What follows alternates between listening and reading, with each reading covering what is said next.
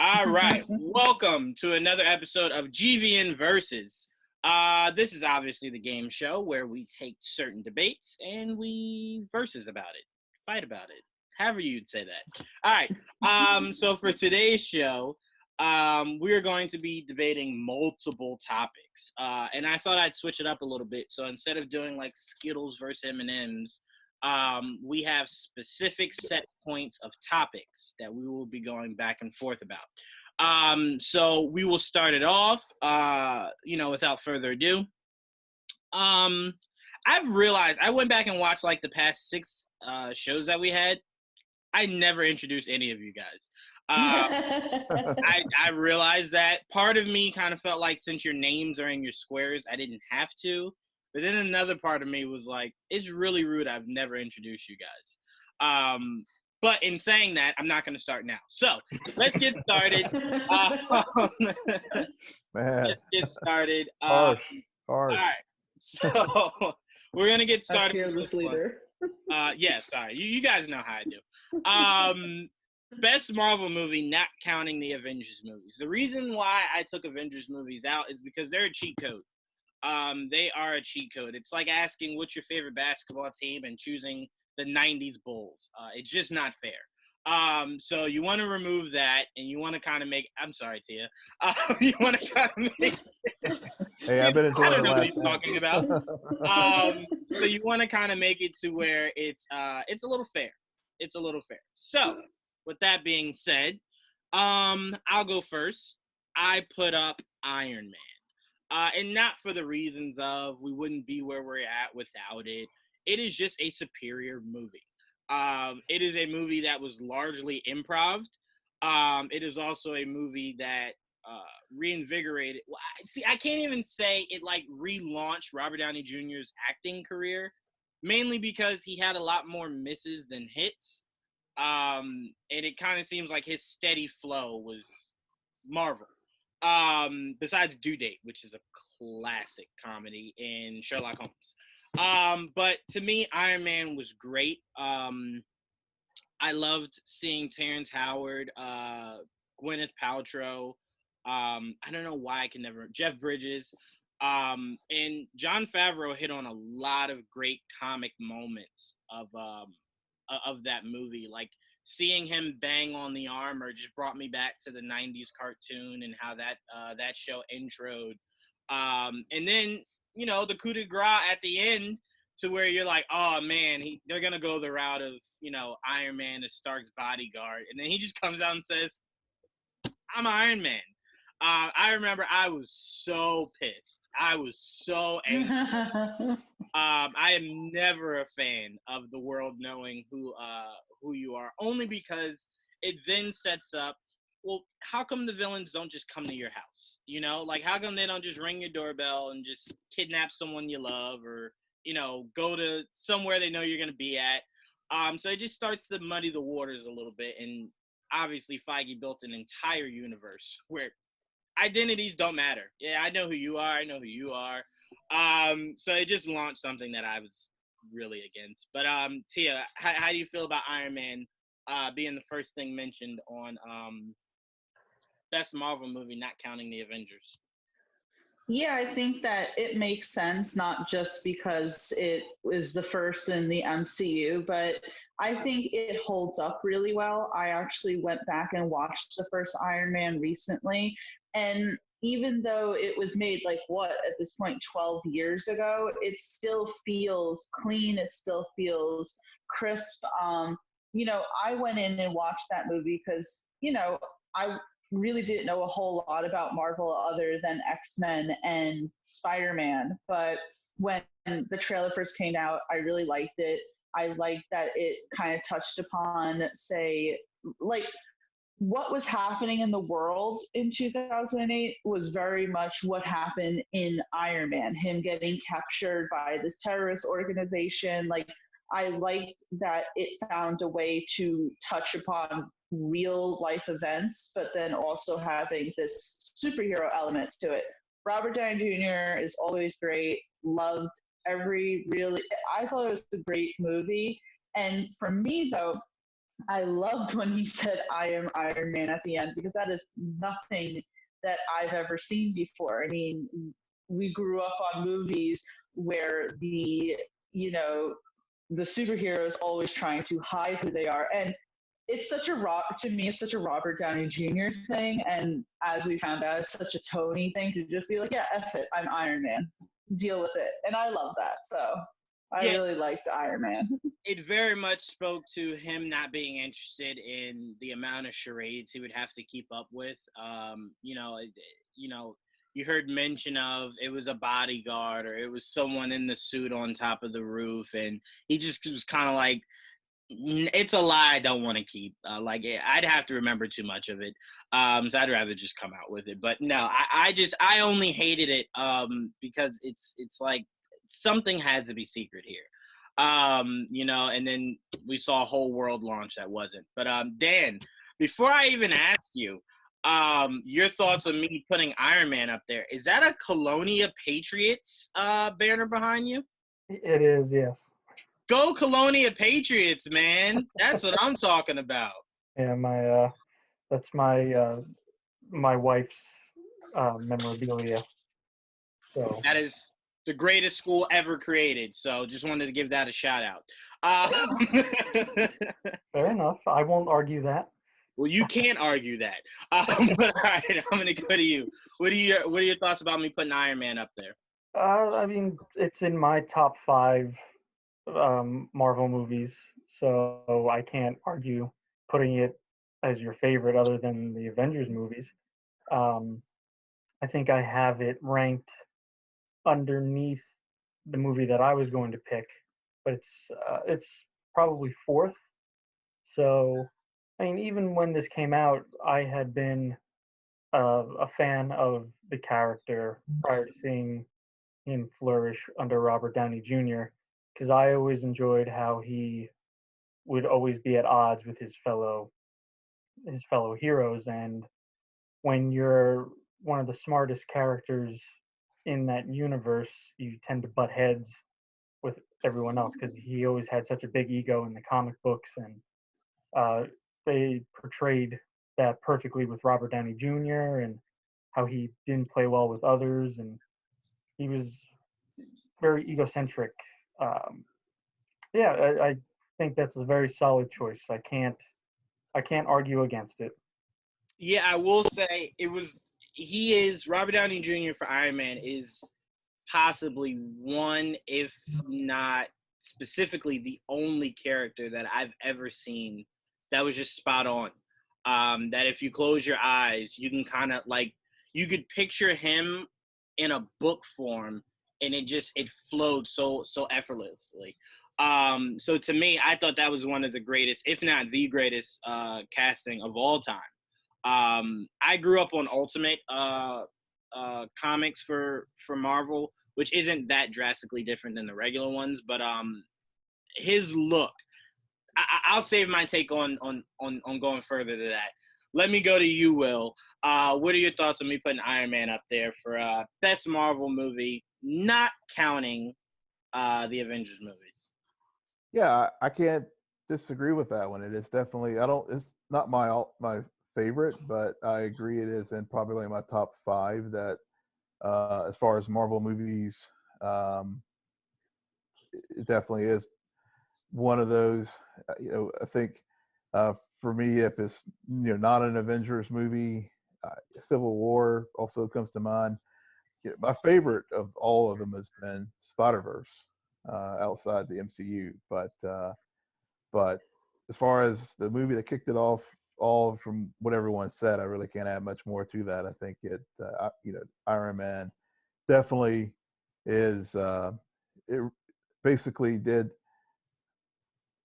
kick off the universe we know now, and also help redefine the comic book genre, taking the baton further than other landmark films like Batman Begins and the, the Nolan trilogy, and even X-Men with Singer did earlier in the decade. So I am curious. I saw Iron Man again a few days ago, and it ages really well. Yeah. Like really, really, really well. I will say, Tia, Batman Begins does not age as well. It's the only one of the trilogy I felt as though just didn't really age that well. I felt as though Chris was doing a lot of table setting, so maybe that's what kind of took a little away from it. But it just, I don't know what it is about it.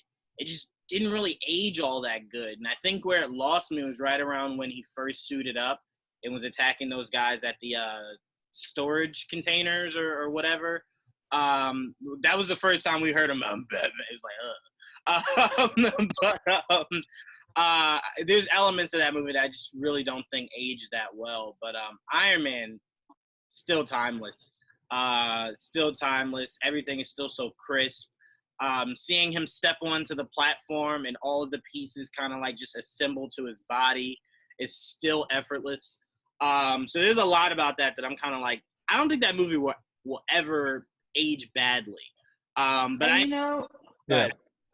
Really quick, I think what's interesting to go back and watch the first Iron Man, because we obviously have this Tony who is the family man, and he's, I don't want to say level-headed, but he, especially towards the end, is thinking of others before himself. But to go back and watch the first Iron Man and be reminded that Tony was a mess. And that makes more sense when you look back at Far From Home, where Happy tells Peter, like, he wasn't always, like, he's not entirely who you think he was in your head. Like, he was a mess, and he needed to get his life together, which is very symbolic for Robert Downey Jr. and the journey that he was in his real life. Yeah, no, you're absolutely right. And what he did with Iron Man is almost a mirror of what he was able to do with himself, which is kind of why I wanted them. I get it, it's Disney kind of family centric movies, but I did want them to go a little deeper with his addiction to alcohol. In Ultimate Comics, because again, that's all I remember specifically. He was a really bad alcoholic, like a really, really, really bad alcoholic. And I just always was curious if they would ever go that route. I don't know if you guys read the Ultimates, but Hank Pym is pretty vicious to Janet. Dan's nodding his head. He was really, really, really horrible in the comics, and I was always curious of would they kind of play on that in the Ant-Man movies of saying how far he's come from how horrible he used to be, but it looks like they completely dodged that, and I'm like, I like these characters darker, and they completely avoided all that good stuff. But Martin, I'll go to you. What are your thoughts on Iron Man being put on a list so far? I'm not mad at you. Like I said, I seriously considered it for the reasons we've talked about previously. To me, as an old time comic book fan, it hit all the right notes for me. Other than the fact that he said that he was Iron Man at the end, which of course the second Iron Man kind of shows you what happens when you tell people not only who you are but where you live. That's what happened. That's why you don't do that. It wasn't actually my choice. But like I said, again, I could not argue any choice of putting Iron Man at number one. I said, and I had Captain America: Winter Soldier, but again, it's all debatable. But yeah, I mean, you telling me Iron Man? Like I said, I got no problem with that whatsoever. I love the movie, and you say it ages well. Like I said, we can probably watch that 10 years from now and it'll still be fun. Of course, I feel it's kind of the same way about the Winter Soldier, but so. Yeah, no, they age really well. There's not many Marvel movies. And again, I kind of feel like it's not fair to say that, even though it did come out in like 2008. I feel as though there still needs to be some more time, especially if we don't ever see him again and we go like another 5 to 10 years and there's no more Stark. Then revisiting that first Iron Man, I think would be more of putting it to the test. But since it's so much of a in thing to say that you like Iron Man or The Dark Knight, I kind of want it to be when we're in a space to where we've had Ironheart or we've had so many other Batman movies that we can then go, how well did it truly age? But I think right now we're still in that era where it's really cool of you to be like, I loved Iron Man and The Dark I think I've only met one person in my life who disliked both. I no longer talk to that person. But yeah. So Dom, I'll go to you. What are your thoughts on Iron Man making it on here? No, that's definitely a solid pick. I mean, I'd echo what everybody else said, and it's. I remember them talking about the budget not being that big for that movie, and for them to like produce what they produced, and then eventually get these giant budgets that we see now is definitely a great launching pad for what they're trying to do, because it easily. And I think it is kind of worth saying that being like what kind of started it, because if that movie flopped, we wouldn't have any other of the rest of them. So I don't know if we put all the credit on Robert Downey Jr. because he did fantastic, or just the way that they constructed the film, but it definitely made a lasting impression. And I like to rank a lot of my movies for my personal use for rewatchability, and if it doesn't have rewatchability, I feel like it's not that great of a movie, and that has a very high rewatchability rate. So yeah, it's a solid pick. Absolutely. It's definitely one of those to where whenever someone asks you like, hey, I want to get into the MCU, where should I start? You're talking about you don't start anywhere but Iron Man 1. You start there, and then whatever you want to do after that, fine. But you start with the granddaddy of them all, and then you make your way. But all right. So let's move around here. We're just going to do rapid fire. I was just curious on what everyone's thoughts were for Iron Man. I'm going to go through. You guys tell me what you guys have on your list. Tia, I will again start with you. What did you have on your list since you couldn't have any Avengers movies? What was your favorite Marvel movie? So this is why Marty is just the best, because he and I think alike. And my pick is going to be Captain America: The Winter Soldier.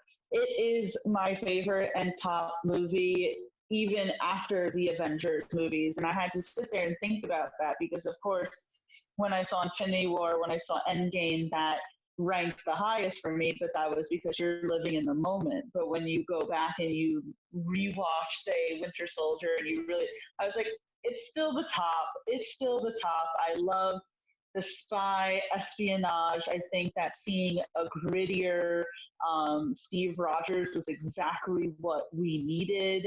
His introduction to his friendship to Sam Wilson, Bucky, finding out that, and for me, again, I know I always say this, but, for new viewers out there, I don't know much about Marvel, outside the movies.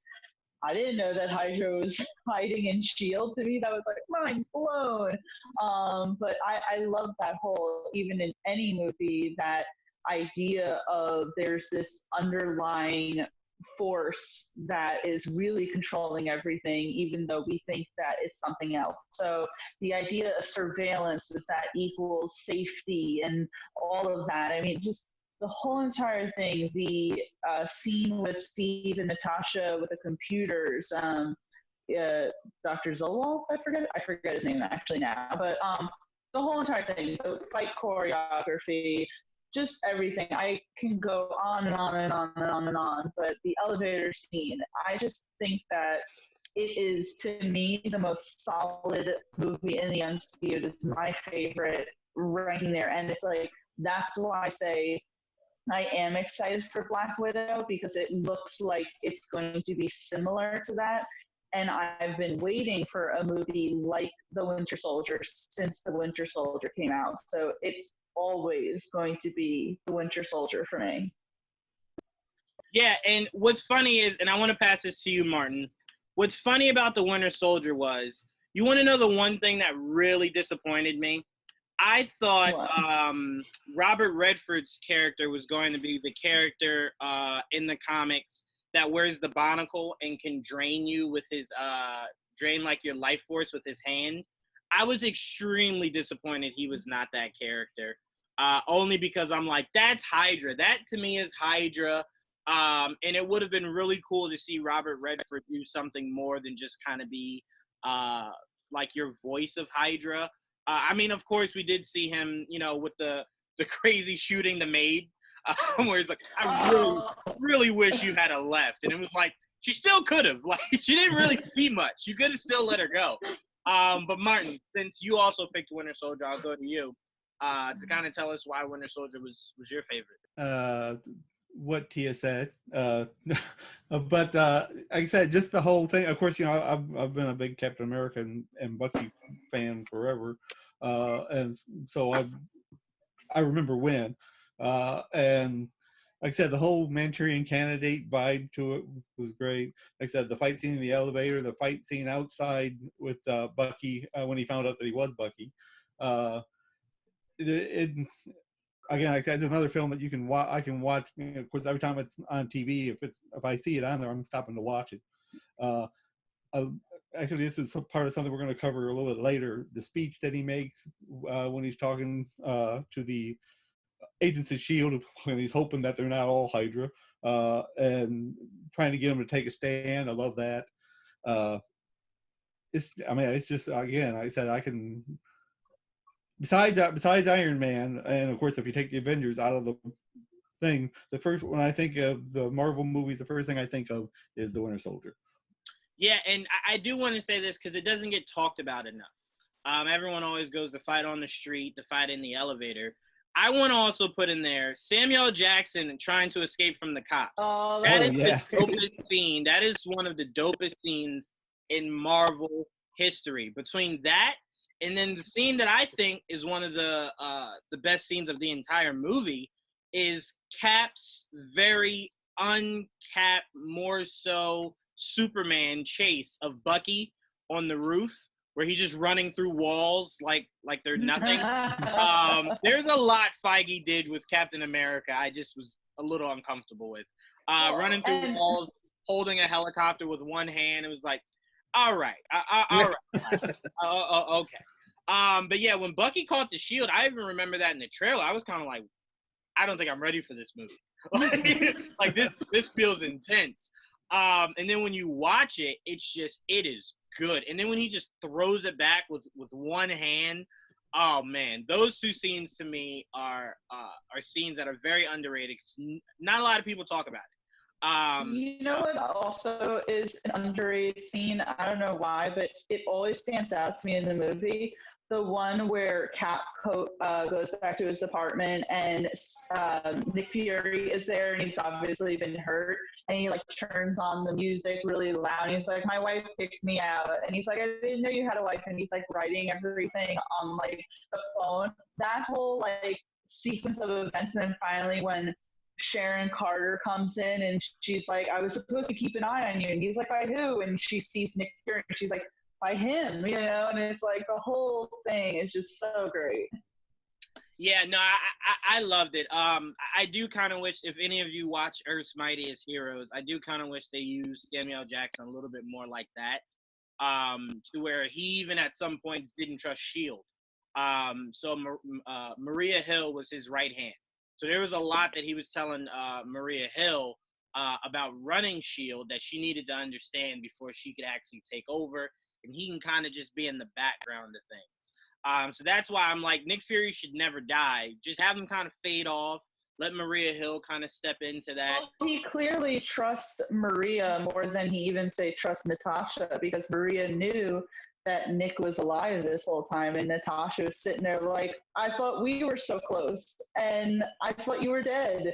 But Maria knew this whole time. Yeah, no, Fury was definitely like, ha, you thought. Man, what movie are you putting in?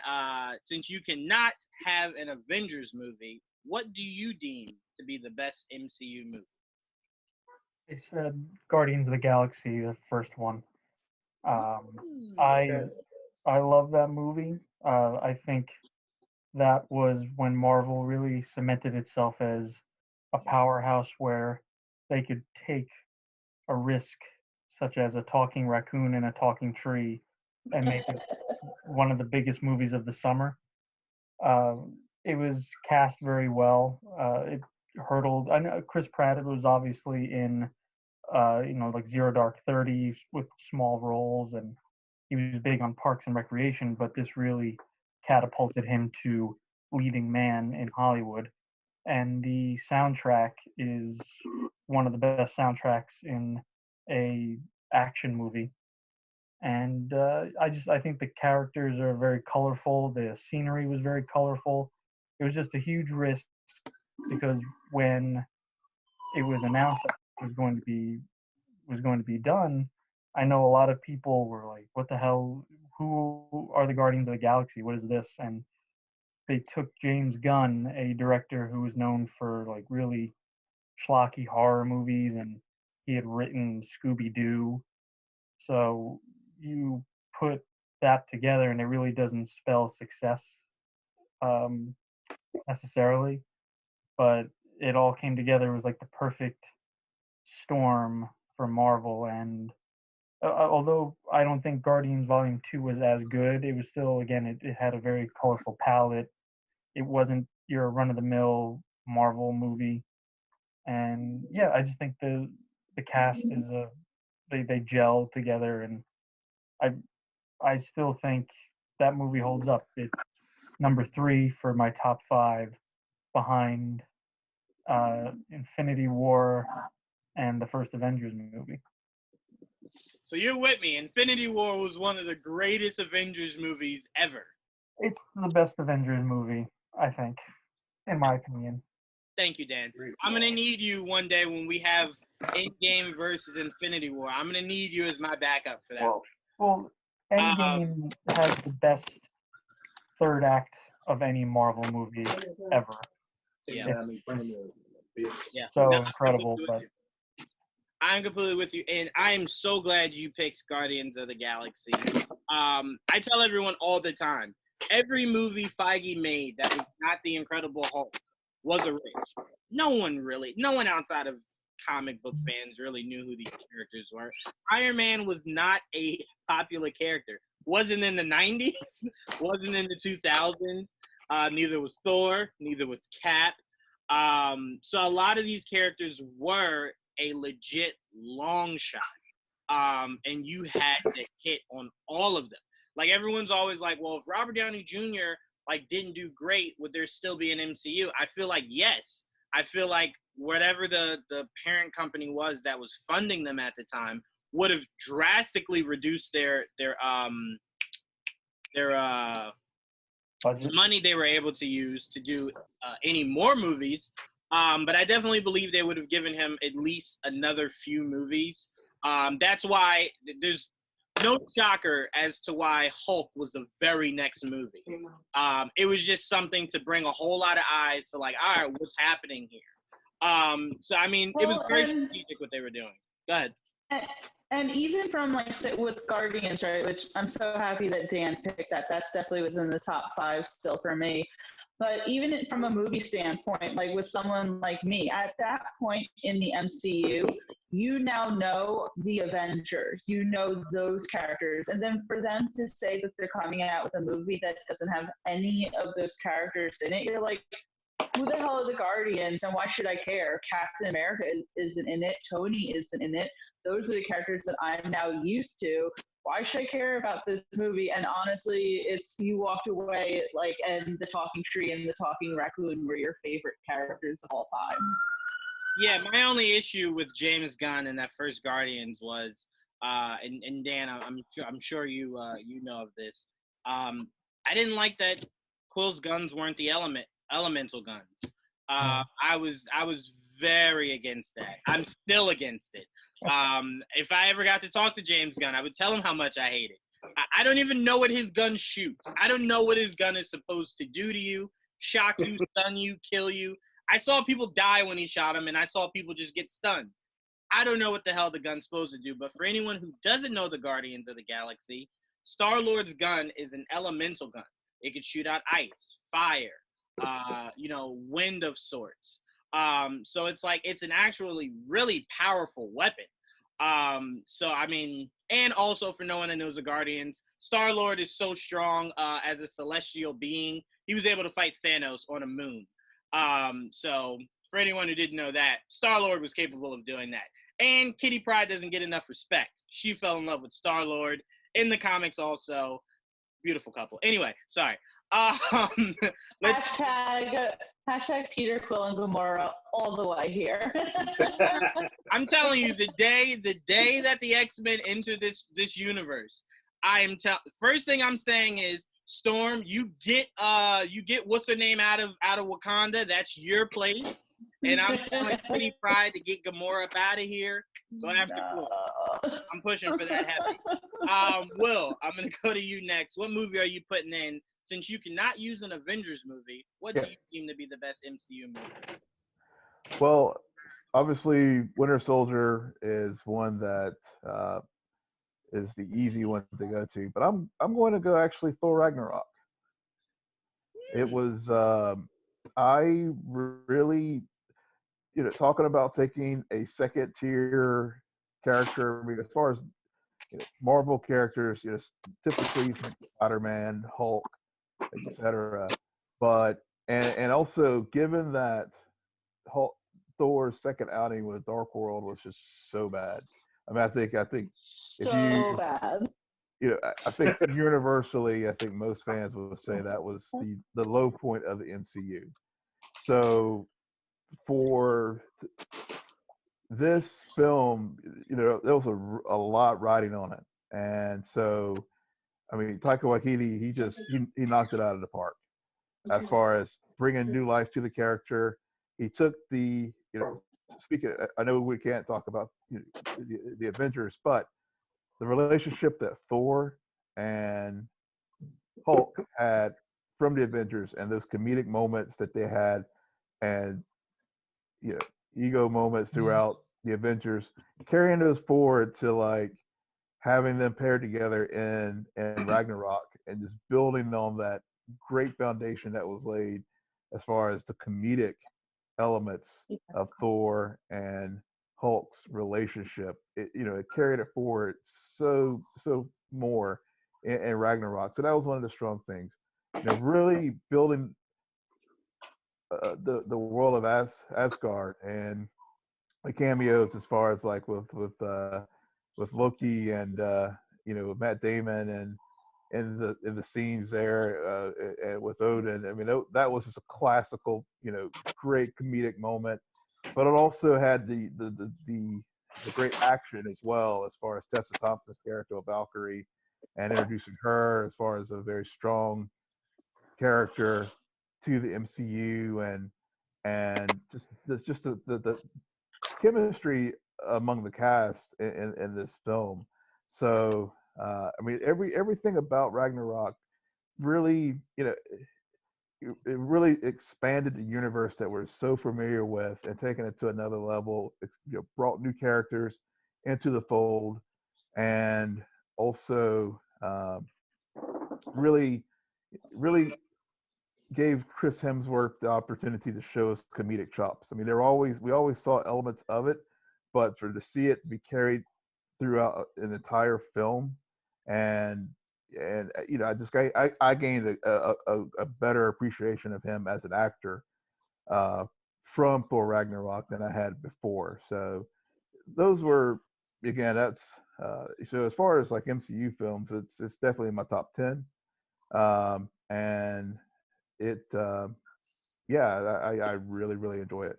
I mean, it definitely has that rewatchability element to it as well, because there's obviously, as everyone mentioned before, anytime Iron Man is on, count my ass out for 2 hours. Anytime Winter Soldier, same.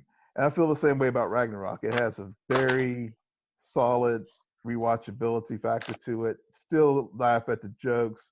Still love those moments. Still creates, there's some of the best memes you see and GIFs out there. People use those all the time. So I mean, come on.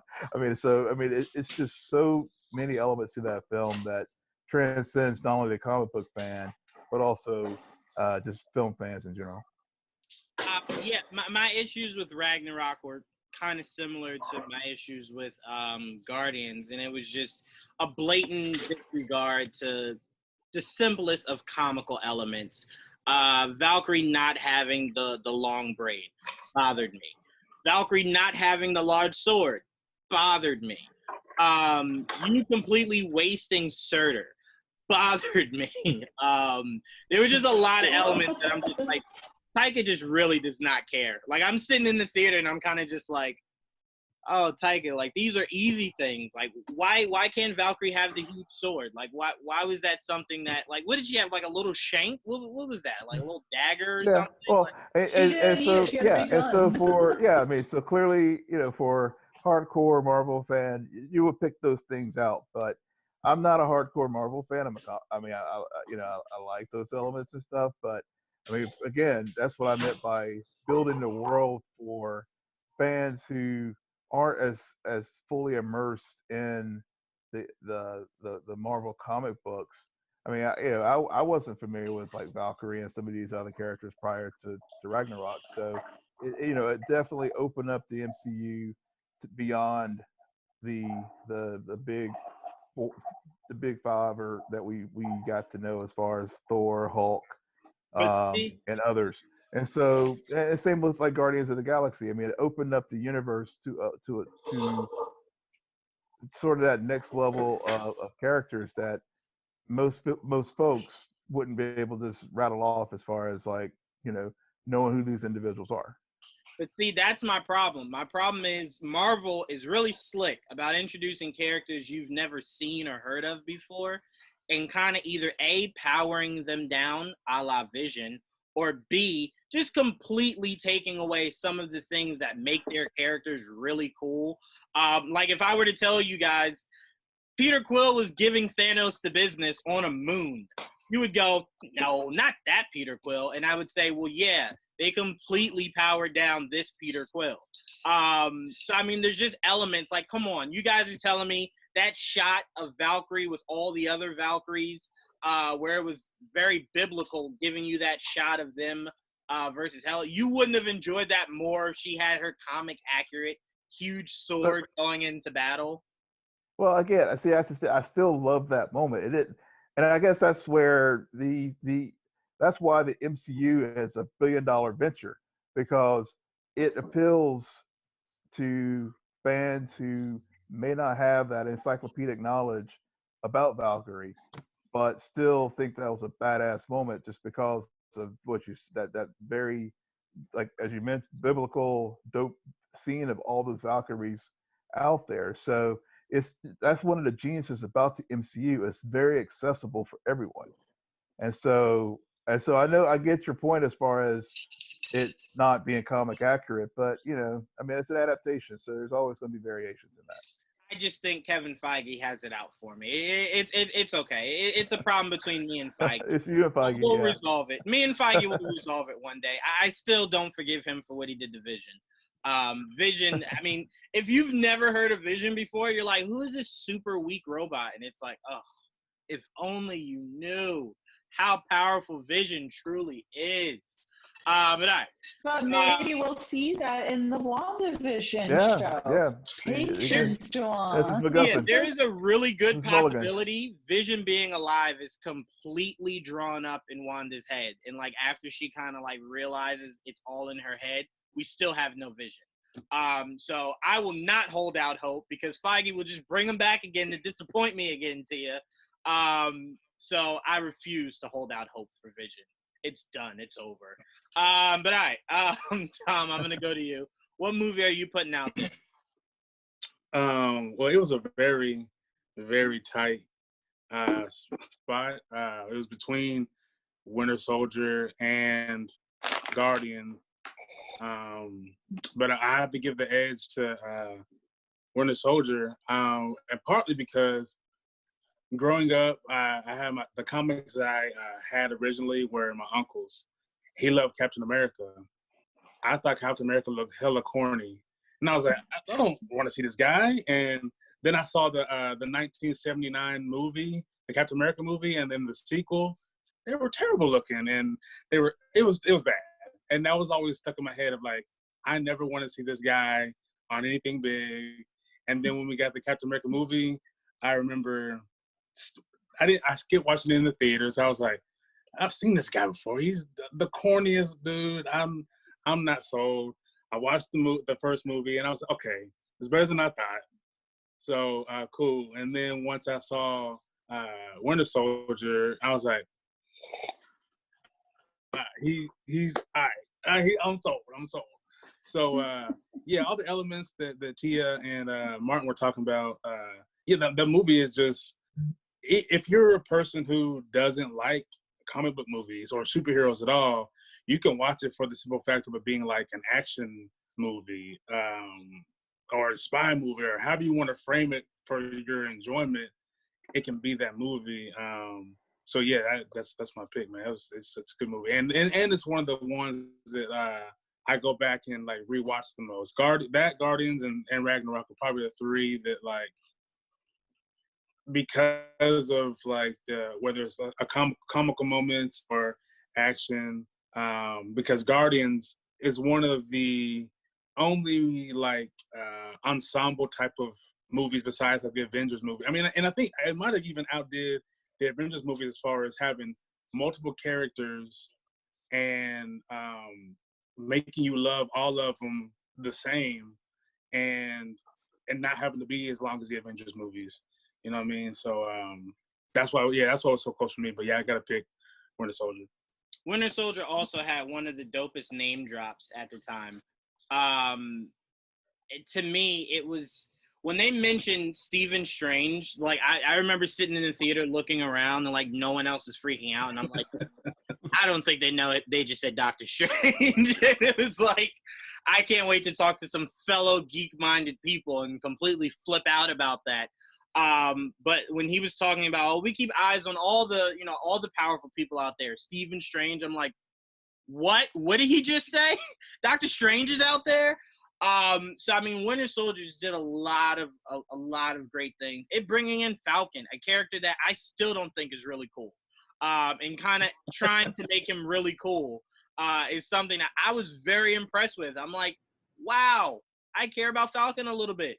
And being able to, kind of modernize his bird, or his falcon rather, to being more tech based and an actual bird coming out of nowhere.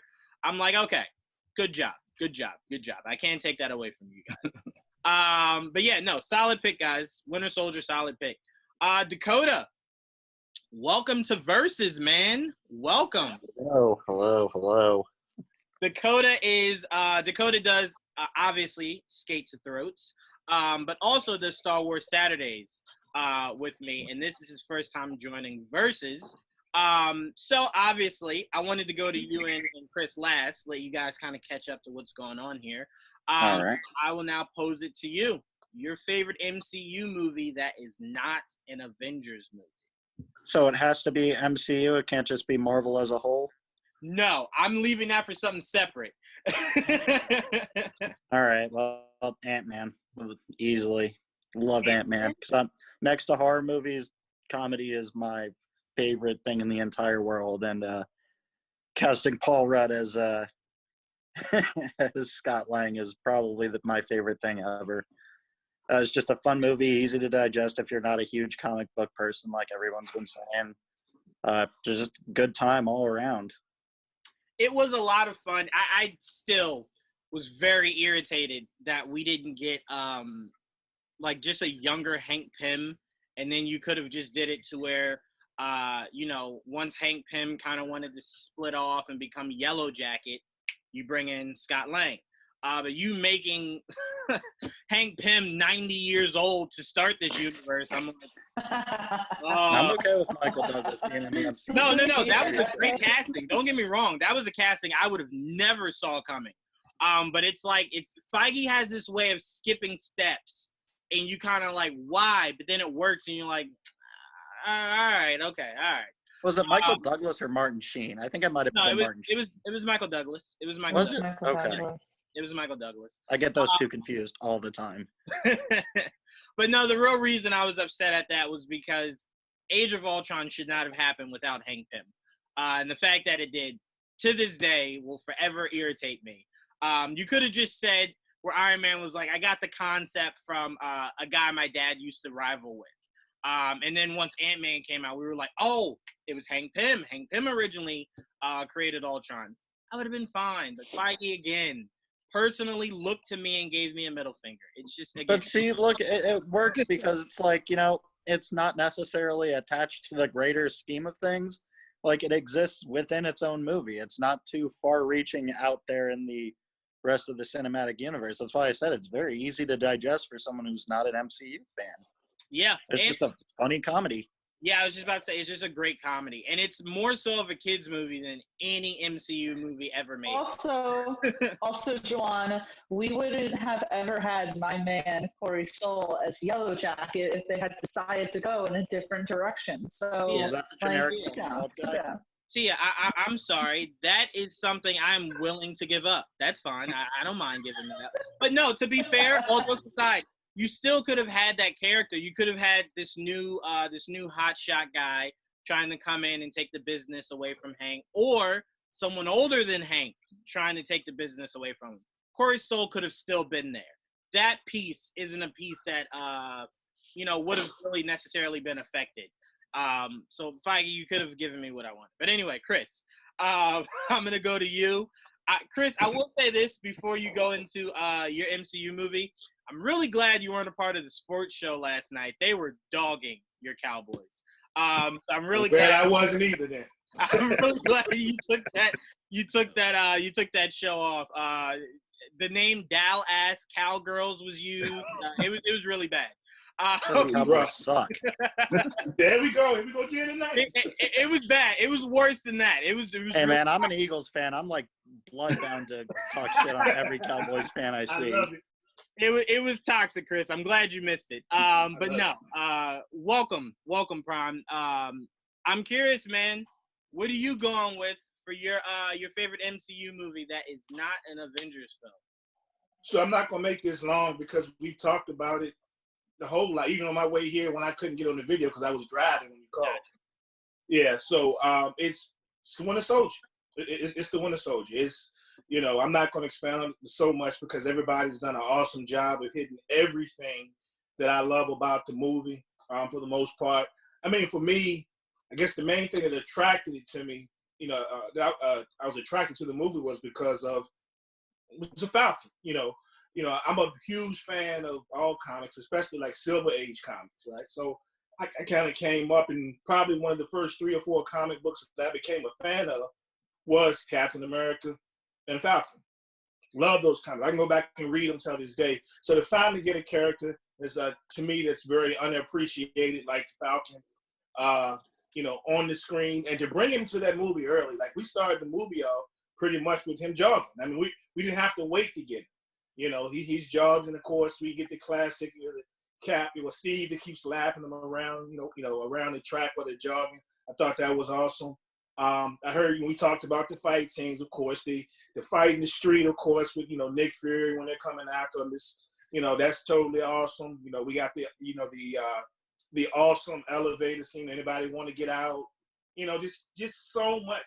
And then, even down to where they kind of left us hanging a little bit with Natasha and Steve having to be together so much that it leaves you wondering. There's the conversation they had when they're riding. There's they're on the escalator and they have to kiss each other, or they're in where makes you think like down the line are these two gonna get together, which they never did. But it just it left you hanging with a lot of Much stuff. to my chagrin. Yeah. Oh, you want them to get together? Yeah. Oh, I did actually. I was wondering Well, what to do. Technically, they did, Prime. They did in that gap between Civil War and Infinity War. Mm-hmm. That's why when Bruce shows up in Infinity War, that's why I think it was War Machine. It was someone that said this is really awkward because he and Natasha had been together in that time. And now Bruce is coming back like, all right, Natasha, let's pick up where I left off. And Cap was like, let's roll. Nah. Not going to happen, Bruce. So I think that kind of played off. I think that kind of played off screen, but I think you can assume that it did happen. Yeah, I think the action scenes were just as, were awesome, especially when I remember when it came out and they were talking about how the Russo brothers did a lot of shooting with basically, hand cameras. Like, they were really right there on the action. I think it's one of the most well shot action movies out of all of them. This period, I think it's really well shot. And then probably one of my favorites, just to to end it, is the end. Right at the end of that movie when there's the big fight and the battle between Cap and and Buck, and they're going at it, and of course Cap ends up in the water, and just to see Bucky pull him out of that water, and then just drag him up and just leave him, just drag him on shore and just leave him there. The way they just left that movie to me was just awesome, because you're sitting in the theater at the end like, man, this is really going to be crazy. I cannot wait until the next movie because we have to see where this thing goes. But to me, it's just, like I said, I just love so much about the movie, the action scenes, the intrigue, and I just think it was near perfect from top to bottom. But yeah, the way they did it, like I say, with Falcon, and we're getting him right away.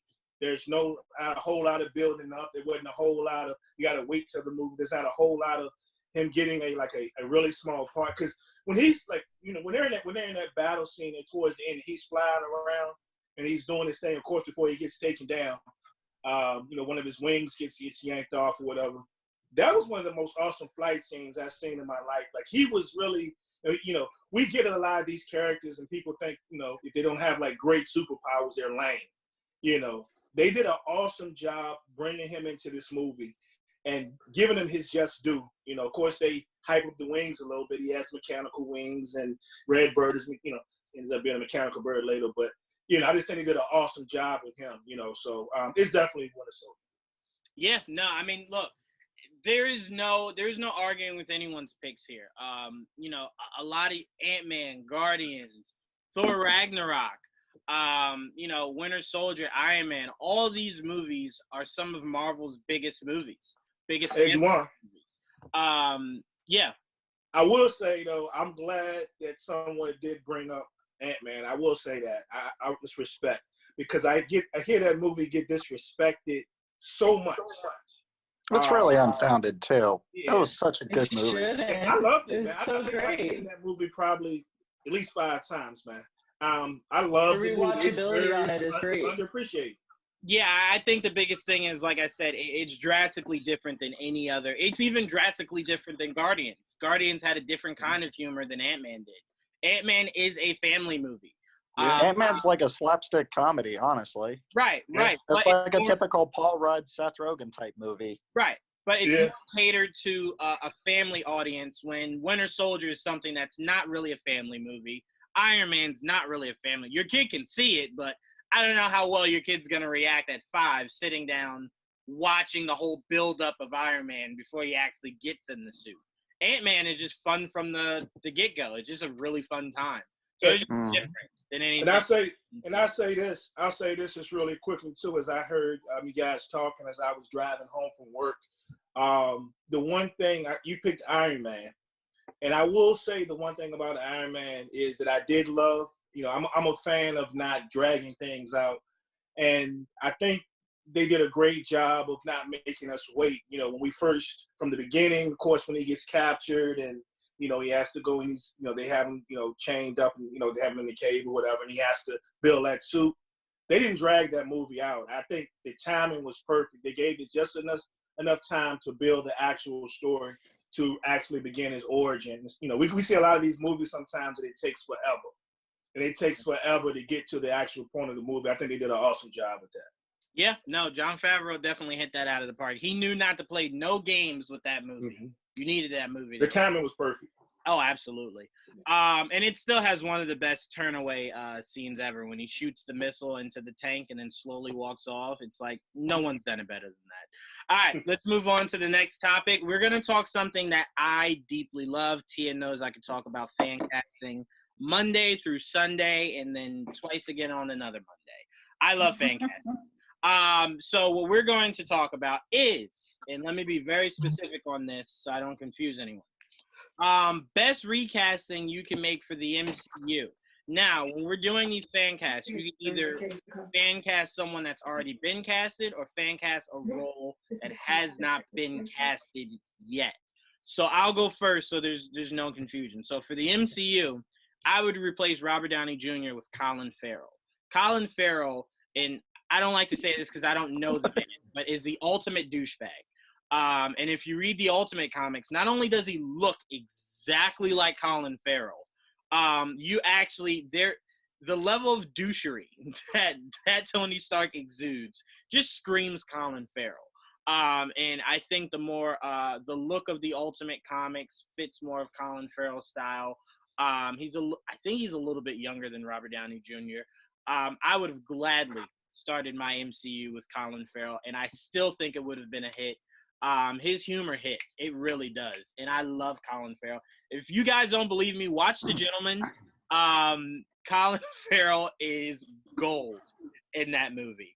But that's my one. And then my other is when we do get to Fantastic Four, this is a Fantastic I have not heard yet, so I want to make sure I'm the first one to put it out there. Timothée Chalamet as Johnny Storm. Perfect.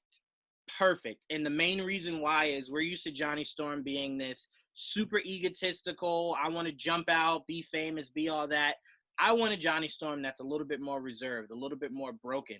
A Johnny that kind of feels as though he's separate from everyone else. Because when you think about it, Ben Grimm is very intelligent. Reed is very intelligent. Sue is very intelligent. And then there's just Johnny. There's just Johnny. What do you really bring to us, Johnny? So I would love for Johnny to kind of feel like the outsider, wanting to do things kind of his way, kind of being more of a loner, a little bit more broken down. And Timothy could bring so many layers to Johnny Storm. And I just want Timothy in a superhero movie. I don't know why that's so hard. Cast him. But yeah, so I'm going Colin Farrell as Tony, Timothy as Human Torch. Dan, I'll pass it to you. What would your fan casting for the MCU be? You had me worried for a second because I thought when you went the Fantastic Four route, I thought you were going to pick one of mine. But I'm going to preface this by saying I like who they cast in this role. So by me saying who I would fan cast, I'm not saying I don't like this person, but I would have liked to have seen Emily Blunt as Captain Marvel because I feel as if she's a better actress and she's more capable of an action role. If you've seen Edge of Tomorrow, she's badass in that movie. She's like a no nonsense, doesn't take any crap, hard ass, and she can keep up with Tom Cruise running, which is like nearly impossible. So that is impossible. Yeah. I remember when they first announced that they were working on a Captain Marvel movie, that people had pegged her as Carol Danvers. So I thought, that makes perfect sense. She's a great actress and she's badass. And again, that's not to say I don't like Brie Larson. I do like Brie Larson. My wife hates her, and we always get into arguments about it. I think Emily Blunt is just a better overall, from top to bottom, actress. And I hope they do cast her as Sue Storm if that comes about. See, I like where your head's at because I always wanted Charlize Theron. I thought she could have been way more of a militant Captain Marvel. I thought she could have pulled off, even though I have to give Brie Larson a lot of credit. When they gave her that haircut in Endgame, I was like, oh, I like that. Yeah, because that very easily could have looked really bad on her. And I'm like, I really like that. Like, it looks really good. And it was super accurate to how she looks in the comics now with the shorter hair. Emily Blunt, huge fan of hers. I always pictured Charlize Theron in my head as Captain Marvel. She already looks amazing with short hair. So I'm like, that's not even really hard to do. And she just kind of commands it more. But I think a lot of the hate for Brie Larson, I think people need to realize it's less to do about Brie Larson and more to do about how horribly Captain Marvel was written. The dialogue from everyone was cringy. So, I mean, I know a lot of people are like, well, she seems so depressed and so sad. And I'm like, if you watch Brie Larson, she's a pretty lively person. I don't think she walked on set and was like, hey, God, that's just how you write it. And she went there and performed it how it was written. I don't think Charlize Theron or Emily Blunt could have made that script any better than it was. It was just not really a good script. But I agree with you. Emily Blunt would have been amazing. And to see Emily Blunt with Robert Downey Jr., Chris Evans, and all those guys during press events and stuff would have been a lot of fun. But who knows? Sue Storm is out there. There's so many other people that she could be. So fingers crossed that Feige gets that done and we get Emily Blunt in the MCU or the DCU. I wouldn't mind either or. I could take it. MCU is fine. I don't know. There's something about Emily Blunt that I would love her to be Talia al Ghul in Matt Reeves' Batman trilogy. I would really love that. And that's what keeps circling my head right now. And I'm like, she would be a really dope Talia. Even though I think she's taller than the guy playing Batman. I don't know how weird that would look. But anyway, Robert Pattinson. I don't know. I can't remember that man's name to save my life. I don't know why. Sorry, Robert. All right. Will, I'm gonna go to you next. Who would you recast in the MCU? Who would I recast in the MCU? Oh, I was thinking about this, and possibly Zachary Quinto as Bruce Banner. Ooh. I like that. Fancy. I like that a lot. Go ahead. I like that. Yeah, so I think he, given he just gives off that scientist Mount Bob as far as just physically, I think he just looks the part as far as if I were imagining a Bruce Banner. And I think he could, play that part of just having that struggle as far as the inner demons, and just thinking about how, for example, how he played Spock, a character who, his fresh take on a very iconic character like Spock and made it his own. I think he could do the same thing with Bruce and carry it very well. So that I just think that he just brings that right level of mild-manneredness to that we're able to bring to the role, but also, whenever those moments to Hulk out and stuff, and all, and thinking about the MCU films as far as how they've treated Banner, and thinking about like in Avengers where he, whenever he had the Tesseract and was trying to, thinking about those scenes with him playing off Robert Downey Jr. and Chris Evans, he could have equally brought that same kind of level of intensity when Bruce was really trying to,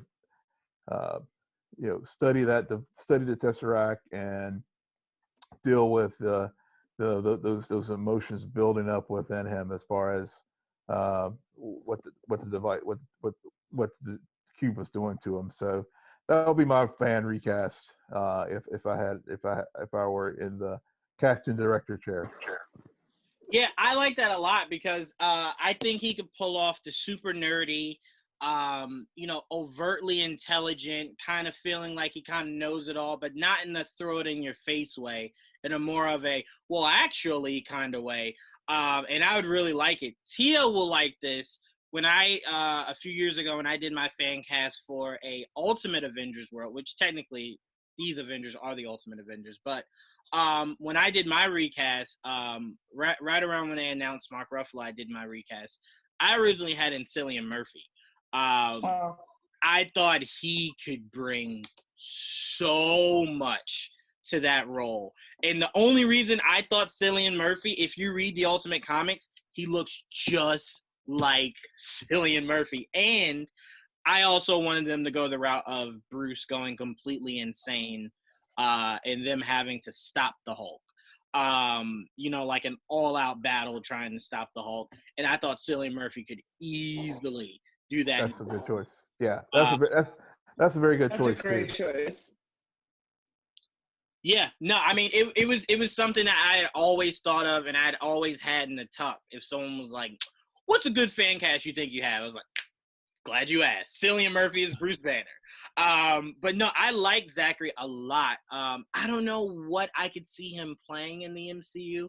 He's one actor that I love, but I never really thought about. Like to me, when I think Zach, I think personally, when I think of him, I think he'd be a great Harvey Dent for the DC universe. Yeah, I see that. There's an element of him that I'm kind of like, we haven't really seen a crazy version of him, and I think he could go there. So I never thought about Bruce Banner, but I would really like to see that in like an alternate universe. I would love to see him as Bruce Banner. I definitely think he could do it. Really good pick. I like that one, Will. I like that one. All right, Tia, let's see what you got. Who you fan casting for the MCU? I want to say this on air, by the way. In private messenger, when I was saying went out of order, I meant the topics, not the people. I was like, I don't want Dan and Will to be sitting there going, wow, she's being really petty right now. It's like, no, I meant the topics. I wrote them in order. So I was like, you went out of order.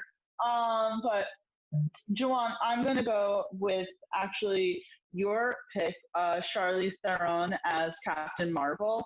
Just because I liked the movie Captain Marvel, actually. I got the whole them being more wooden as part of like the Kree, not wanting to be full of emotions. I mean, their freaking supreme leader is essentially a computer. So I did feel like that fit within it. I just, now and I've been like, a champion almost for sometimes Captain Marvel in movie, considering how much trolls just hate it.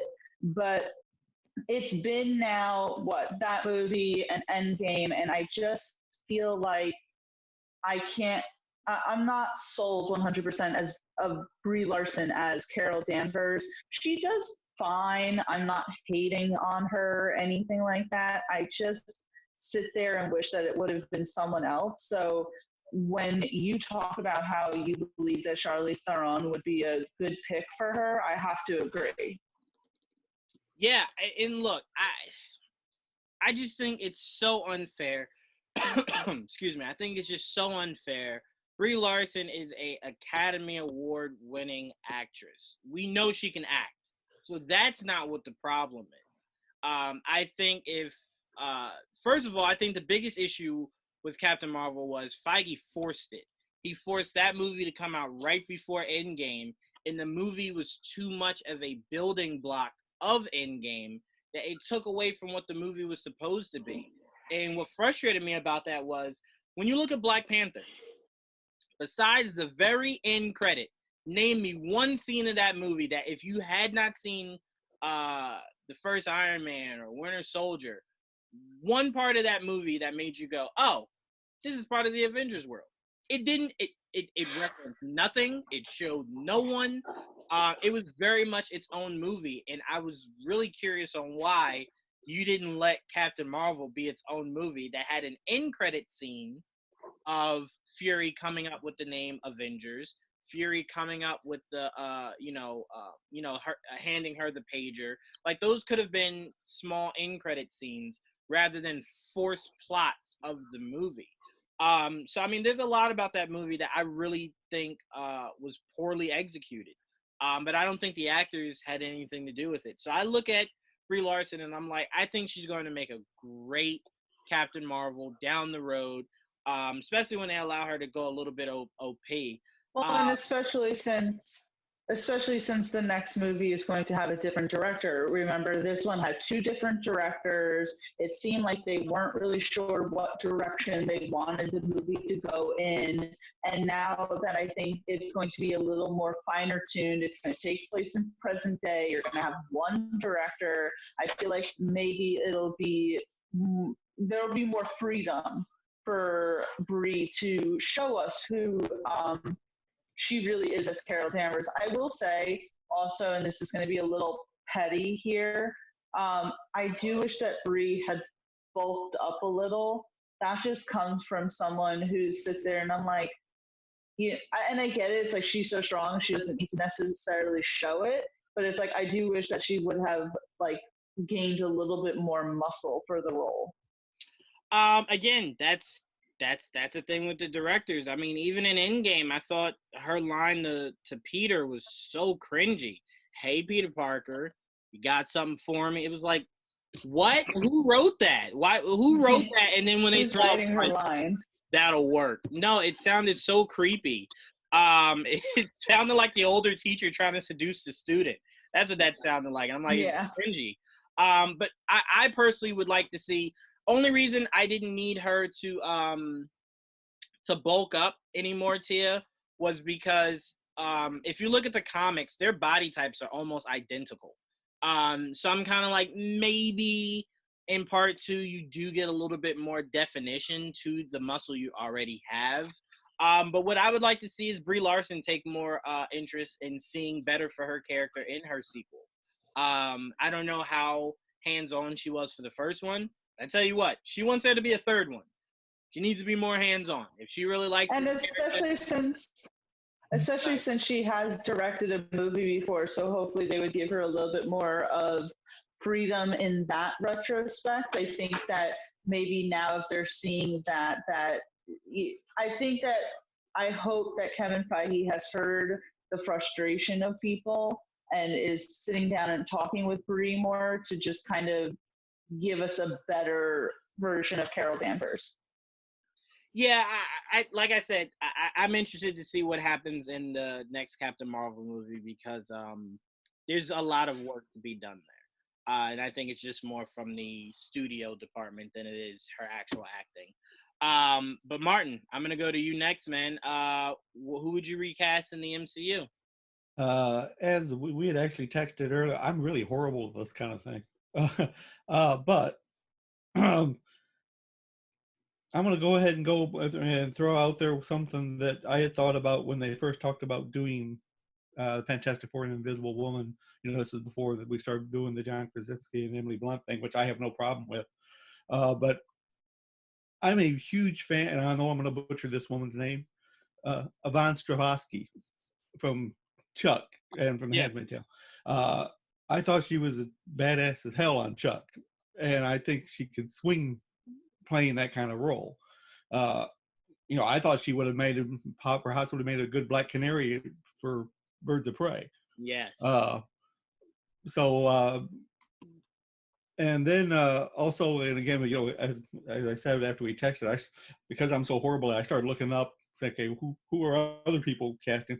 And I kept coming across for the Fantastic Four as David Harbour, and I kept thinking, you know, of course, you know, the whole Hellboy thing maybe didn't work out, but he could certainly pull that off if they wanted to do that.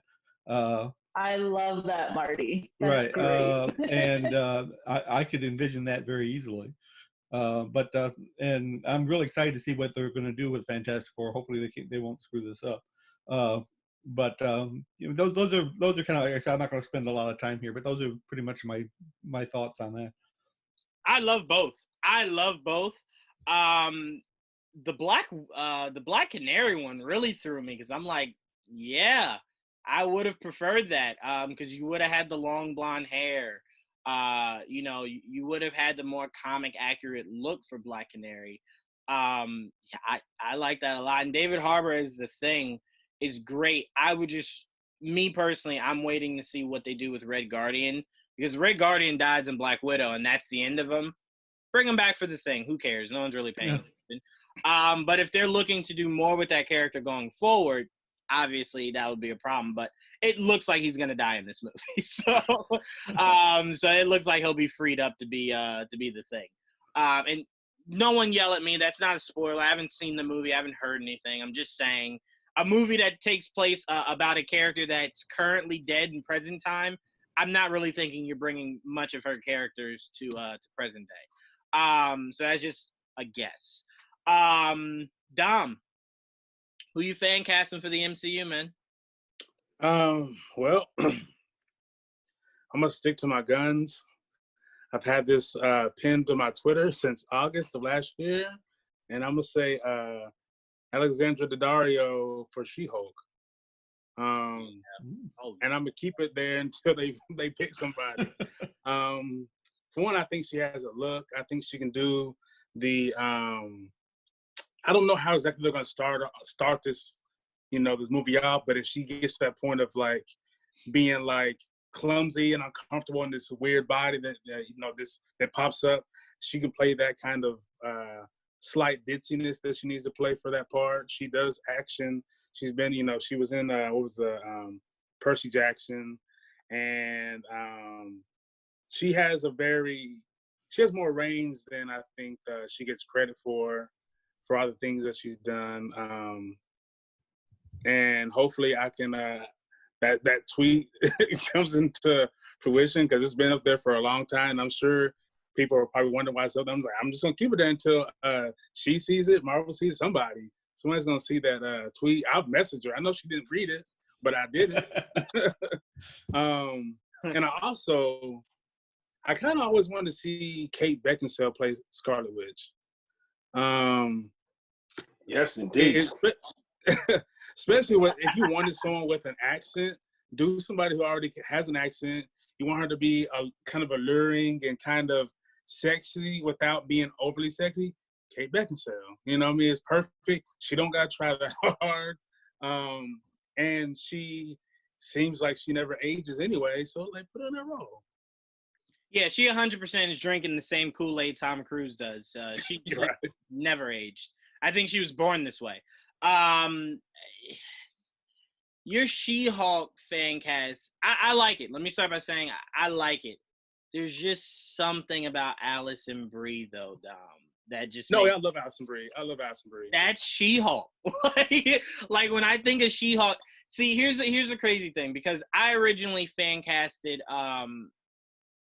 the chick from Brooklyn Nine-Nine. I was like, that's She-Hulk. That's She-Hulk. Like someone that's kind of rough and rugged and still has a soft side to her. That's She-Hulk, right? And then someone was like, well, what about Allison Brie? And I'm like, yeah, okay, all right, yeah. The Daria, I always imagine her as either Zatanna or Starfire for the DC universe. There's just something about her that screams DC more than it does Marvel. But I wouldn't be mad at it, man. She-Hulk is the only character in the MCU that I legit go, you could go either way, man. You can go either way, and I think I'd be happy. And as far as Kate Beckinsale, if you had said Kate Beckinsale when Age of Ultron came out, I would say yes. Right now, throw Elizabeth Olsen in the garbage can, and you put Kate Beckinsale in there now. But now, I really like Elizabeth Olsen. I think she's grown into it. I think when her and the Russo brothers realized that accent was stupid and stopped using it, it brought her character out more. Like I legit was listening to her talk to Thanos without an accent, and I'm kind of like,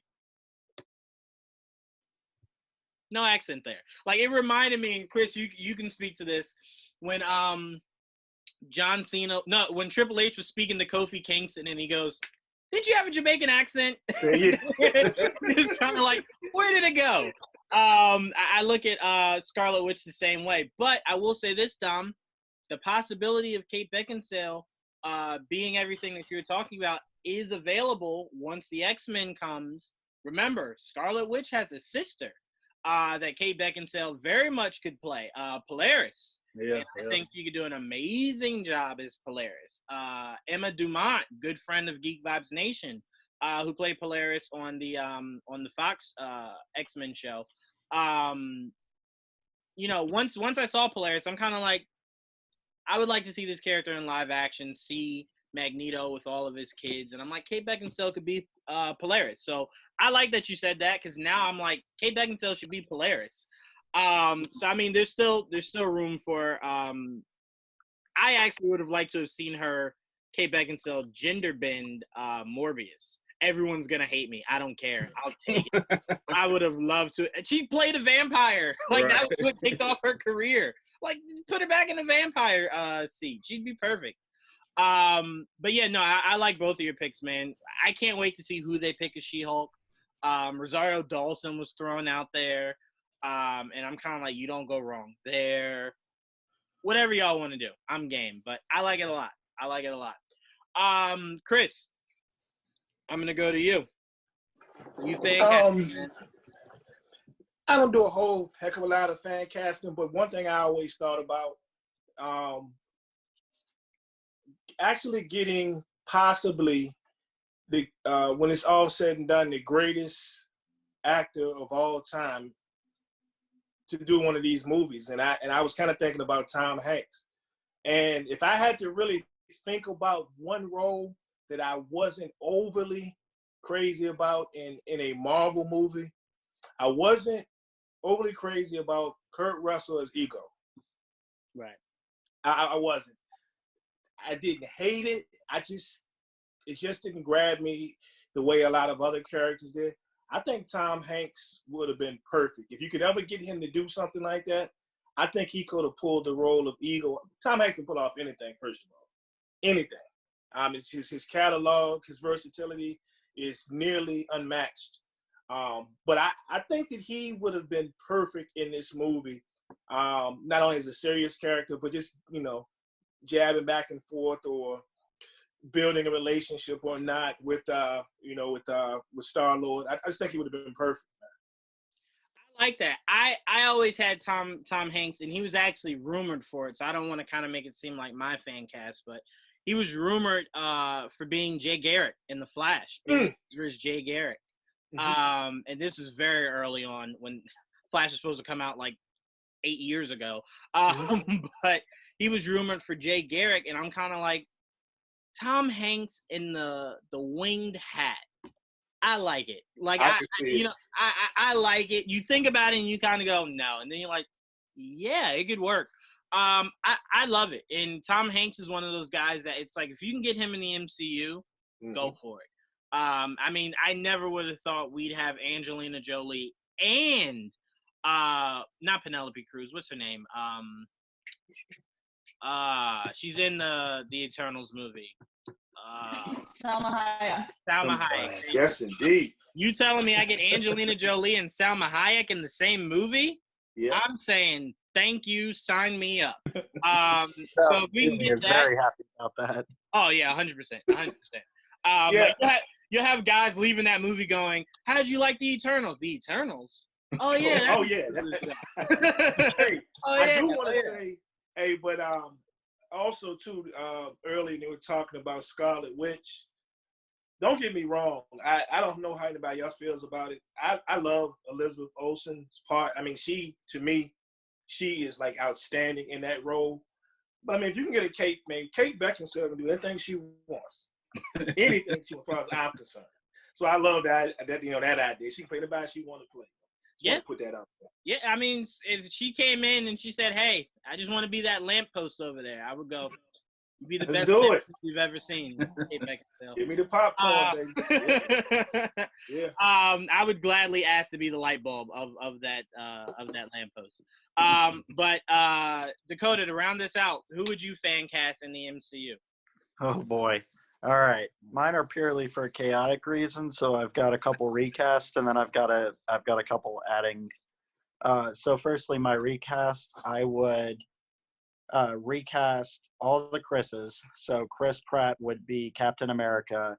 Chris Hemsworth would be Star-Lord, which kind of fits because that's where it was kind of going at the end of Endgame. And then Chris Evans would be Thor. Purely for chaotic reasons, because I want everybody to get confused with the Chris's. But then I will add the additional, the final member of the Council of Chris Pine, as Ghost Rider. I like that. And then my dream cast, I would love to see Lil Nas X as Static Shock in the DC universe. I feel like he could pull the living shit out of that role. Yeah. Funny thing about you saying that, Dakota, I spoke to somebody over in DC, and Static Shock is a character. They actually said this to me, and I probably shouldn't be saying this, but they actually said if you don't see him on Black Lightning, there's a really good chance you won't ever see Static Shock in live action. Which is bullshit, because he's a dope-ass character. I completely agree. I fan casted Donald Glover as Static Shock a few years ago. Now I see Donald Glover more as like probably, honestly, he could probably pull Cyborg off. He has the range to pull Cyborg off. But the thing is, Cyborg, I want like a recent athlete that just became an actor to play Cyborg, because I want that sports side of him more. For Cyborg, if I'm being completely honest with you, I want to see a lot less of Cyborg. The little I've gotten so far is too much. It's not a good I'll be honest with you character guys, I'm not a huge DC guy. Like, I have seen Aquaman. That's the entirety of my DCEU knowledge. To me, he's not a cooler character than Martian Manhunter. So I'm like, at no point do I want to see Cyborg. And you know who needs to be Martian Manhunter? Idris Elba.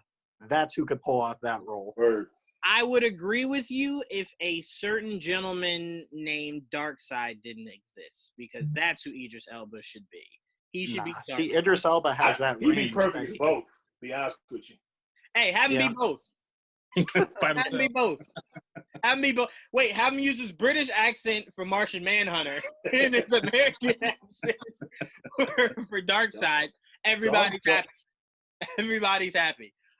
No, I mean, Donald Glover, to me, the reason why I said he'd be a great Static Shock is because if you're going to do Static Shock, it can't be a small budgeted, unknown actor or somewhat known actor. It has to be someone that could bring a lot of notoriety to the character to then make the character famous. And Donald Glover, amazing actor. Well, that's why I said Chris Pine for Ghost Rider. Because, I mean, you can see Chris Pine can pull off a Ghost Rider. Like Nicolas Cage, I'll be honest with you, I loved Ghost Rider, that movie, when it came out. I watched it so much. The first one was a classic. Second one should have never happened. I couldn't even finish the second one. It was terrible. Never happened. I saw Idris Elba and I was like, it's going to be good. And I was like, oh, no. Yeah. It's going to go in the same file as Cats is going to go into for Idris Elba. For sure. Just, no, but Chris Pine could totally pull off Johnny Blaze. Cage. No, not Blaze. Cage. I wanted to say Blaze. Johnny Cage. I'm like, no, that's Mortal Kombat. Johnny Blaze. Yeah, Johnny Blaze. Yes, Johnny Blaze. I'm going to have to sit with that because I had so many different ideas. Like, I personally don't want Johnny Blaze to be Ghost Rider going forward because of what Agents of S.H.I.E.L.D. did. Shout out to you, Martin. Yep. I kind of would prefer for them to go that route. That is pretty cool. He just looks so much cooler. Like, so much cooler. And I've got one final one. Okay, so inevitably when the X-Men cross over, I want Josh Duhamel to play Havoc and Timothy Olyphant to play Cyclops, because those two look very similar. They could pull off a brother relationship. Yeah. And I think that would be dope. Because Timothy Olyphant has that Cyclops cut. He has that Cyclops face. See, I drastically want Cyclops to be way younger than what Timothy I like the middle-aged X-Men, man. That's everyone likes that, and I'm like, I feel like everyone that was born in like late 80s, early 90s has that mindset because that's all we've ever seen. I was born in 93. That blew me away when it came out. Apparently wants toddlers as his superhero. No, we don't need to make every superhero Spider-Man. I'll take Goo Goo Gaga. I'll take Goo Goo Gaga as Max. No, but I want late teens, early 20s for my. Look, there are only so many Tom Hollands and Finn Wolfhards in the world. You can't just make everybody. But see, that's not true. Timothy Chalamet is very young. You got Zendaya is very young. Like, you have a lot of really great young actors and actresses. Problem is, like you said, they just keep using Finn for everything. Yeah. And it's like they think Finn is the only young white male in Hollywood. Or if not that, then they'll use Millie Bobby Brown. I'm not really mad at that. That girl can act. She can. Oh yeah, no, I'm not. She should play Raven. She should play Raven. If anyone's going to play Raven in the DC universe, it should be her. See, I thought I was actually reserving Millie Bobby Brown for one or two things. One, you introduce Wolverine. I want you to introduce X-23 and his son Daken. Yeah, I want Daken, an amazing X-23. She should have been X-23 the first go around. So and then you could get Liam Hemsworth to play. You could get Liam Hemsworth to play Daken. I would take that. I wouldn't be mad at it. It all depends on who your Wolverine is, though. Daken is very crucial to whoever you get as your I know. But you also need someone who could pull off the innate bisexual nature of Dakin, because he is an openly bisexual character, and I feel like Liam Hemsworth could pull that off. I can't really argue with that. I have no arguments to that. But all right, let's move on. We got a few more before we wrap this up. All right, so I want to do best Marvel moment, and you cannot. All right, so just so we're clear, Avengers movies are not allowed in any of these topics. Okay, they're just too easy. So your best Marvel moment, not including the Avengers. I'm going. My favorite Marvel moment was seeing Iron Man get the yellow and red paint job, and seeing how dope that looked. And then just seeing no, because when I first saw that, I'm like, yo, this might be like the coolest thing I've ever seen, and I have not been that blown away in a non-Avengers movie since then. Seeing him suit up as the Iron Man we know and love for the first time, and then just seeing him fight Ironmonger, and then just there's just so many great things Jon Favreau did with that Iron Man. Like make Jeff Bridges a legitimate bad guy. Like yes, I can't see him as a bad guy. Yes, and just seeing Jeff Bridges thrive in Ironmonger. Ironmonger being a character that's a little boring, bringing life. But he makes it work. He makes it work. I'm with you. And when you see Iron Man pick up that Audi and kind of try to throw it back at Iron, it was just so many great things about it. But seeing him suit up for the first time in that classic red and yellow paint job, freaking loved it. I remember just going bananas seeing that. That's my moment. Tia, what is your favorite Marvel moment, not including the Avengers? I know the rules, Joanne. Normally I would probably say Thor's, after in Thor Ragnarok, after Hela's like, what were you the god of again? And, Led Zeppelin playing in the back and all that. Awesome. But I did want to highlight actually this one moment for my best moment. I wish Dan was still on for this, but it's in the first Guardians of the Galaxy during the final battle with Ronan, when Peter grabs onto the Infinity Stone. You have Gamora shouting at him to take her hand. He's seeing his mother all over again. Finally decides to take her hand, and you see slowly all the other Guardians taking his hand, unifying them together. And to me, what has now stood out in that scene, and probably last week I was watching it with my boyfriend, I kept smacking him this is what I'm talking about, this is what I'm talking about, because in the scene, as they're all struggling to reach for him, the camera is shaking. You can see the camera shaking, and then as soon as they all grab onto each other, the camera then stills, and it's that whole just the whole cinematic part of it, where it's all rocky, and then finally when they're together, that's when the camera completely just stills, and it's them standing as one, where Guardians of the Galaxy. It's so I love it. Where Ronan's but how you're mortal, and Peter Quill's you said it yourself, we're the Guardians of the Galaxy, bitch, and then just annihilates him. It's so good. It's it honestly, out of the MCU, that the Thor one, but that first Guardians of the Galaxy, them coming together, I just had to highlight it. I love that scene. Yeah, no, I mean that was a great scene, and that movie was overly emotional. A lot more emotional than I expected it to be heading into it. Go ahead. People always are like, oh, James Gunn, he makes this really funny and such a jokester movie. And I'm like, people forget that he literally made us cry our eyes out within the first 5 minutes of that movie, because it's Peter's mom dying. And I'm like, what am I remember seeing the movie for the first time. I'm like, what am I watching? I didn't sign up for this. Yeah, no, it was definitely very, very, very emotional. I was not expecting it to go there, and I was pleasantly surprised. I was like, okay, all right. And that movie did give birth to the idea of we would be getting Nova at some point. Clearly they need a savior, because Thanos trashed.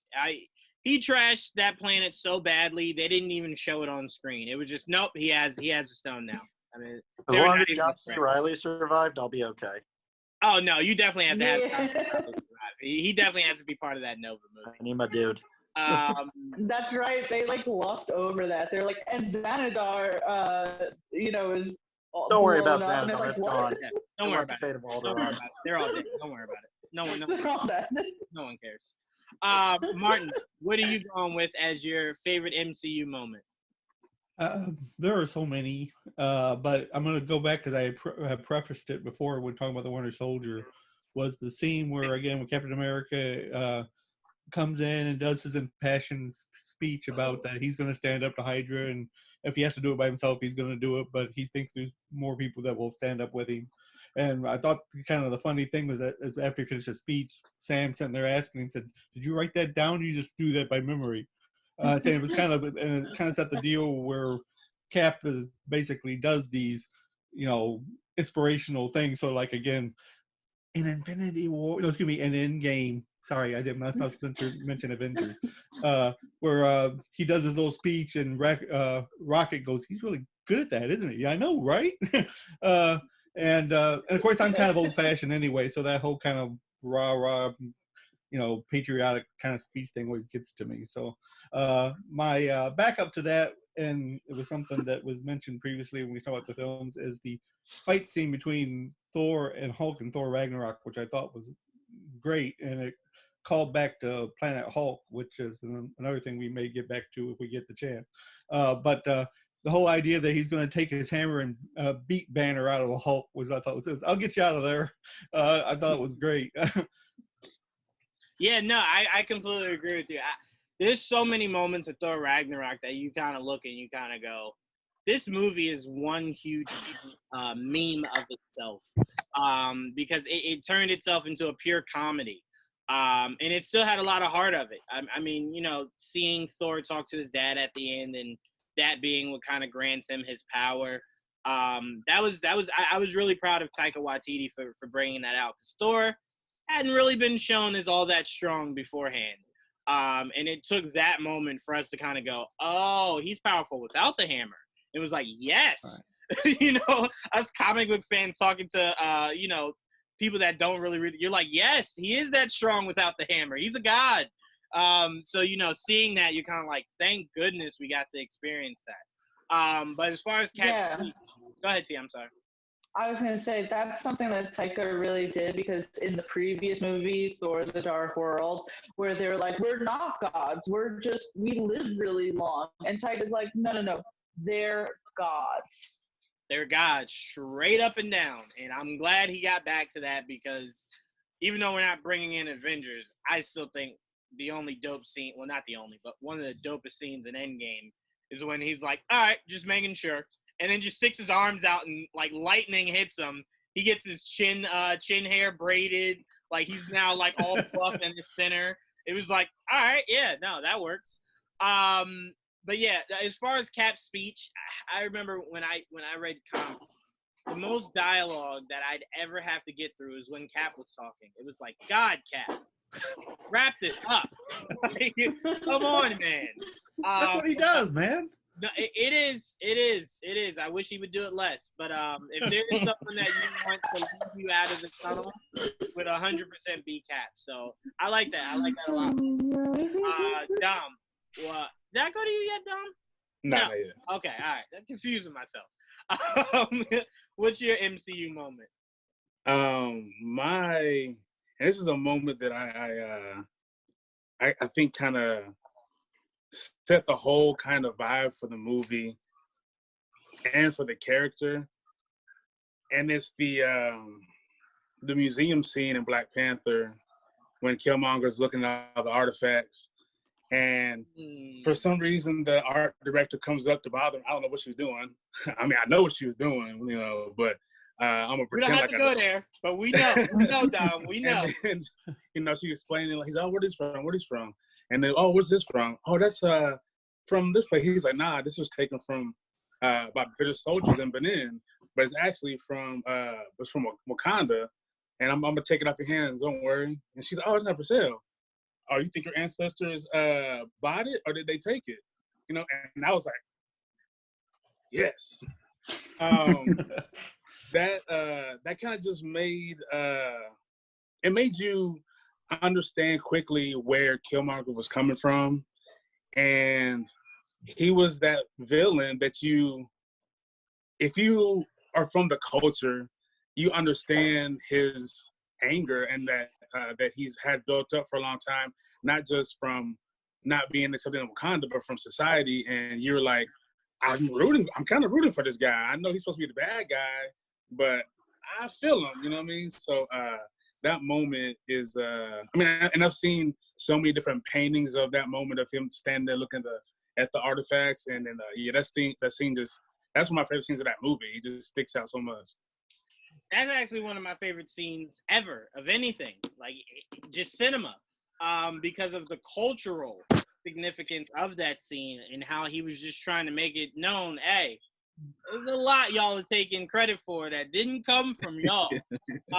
So I mean, I loved it. I remember sitting in the theater kind of looking around like, I wish someone would say something. So I love that movie. All of that movie was so culturally important.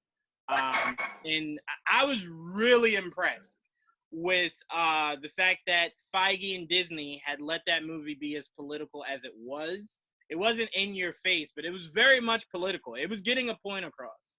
And I loved it. I really did love it. I will say the one thing me and my grandfather were kind of like, we didn't really like was you found a way to give someone that was not black a significant role that didn't really need one. And he ultimately ended up somehow kind of saving the day. And I'm kind of like, you're doing it. And this is what we were like, don't do that. We don't need that savior complex. But no, I mean, I was really impressed with how much freedom Ryan Coogler and his crew had to do that movie. The dialogue was some of the best dialogue in superhero movie history. I get it, it's cultural, so some might not feel as strongly about the dialogue as some others, but that dialogue was strong. Michael B. Jordan's last words before he died, or Killmonger, I'm sorry. Killmonger's last words before he died, those are powerful. Like, those are powerful. And you have to truly understand the meaning behind his words to really feel it. But there were so many moments of Black Panther when he revisited his dad and got that chance to have that conversation. That was beautiful. T'Challa visiting his dad, that was powerful.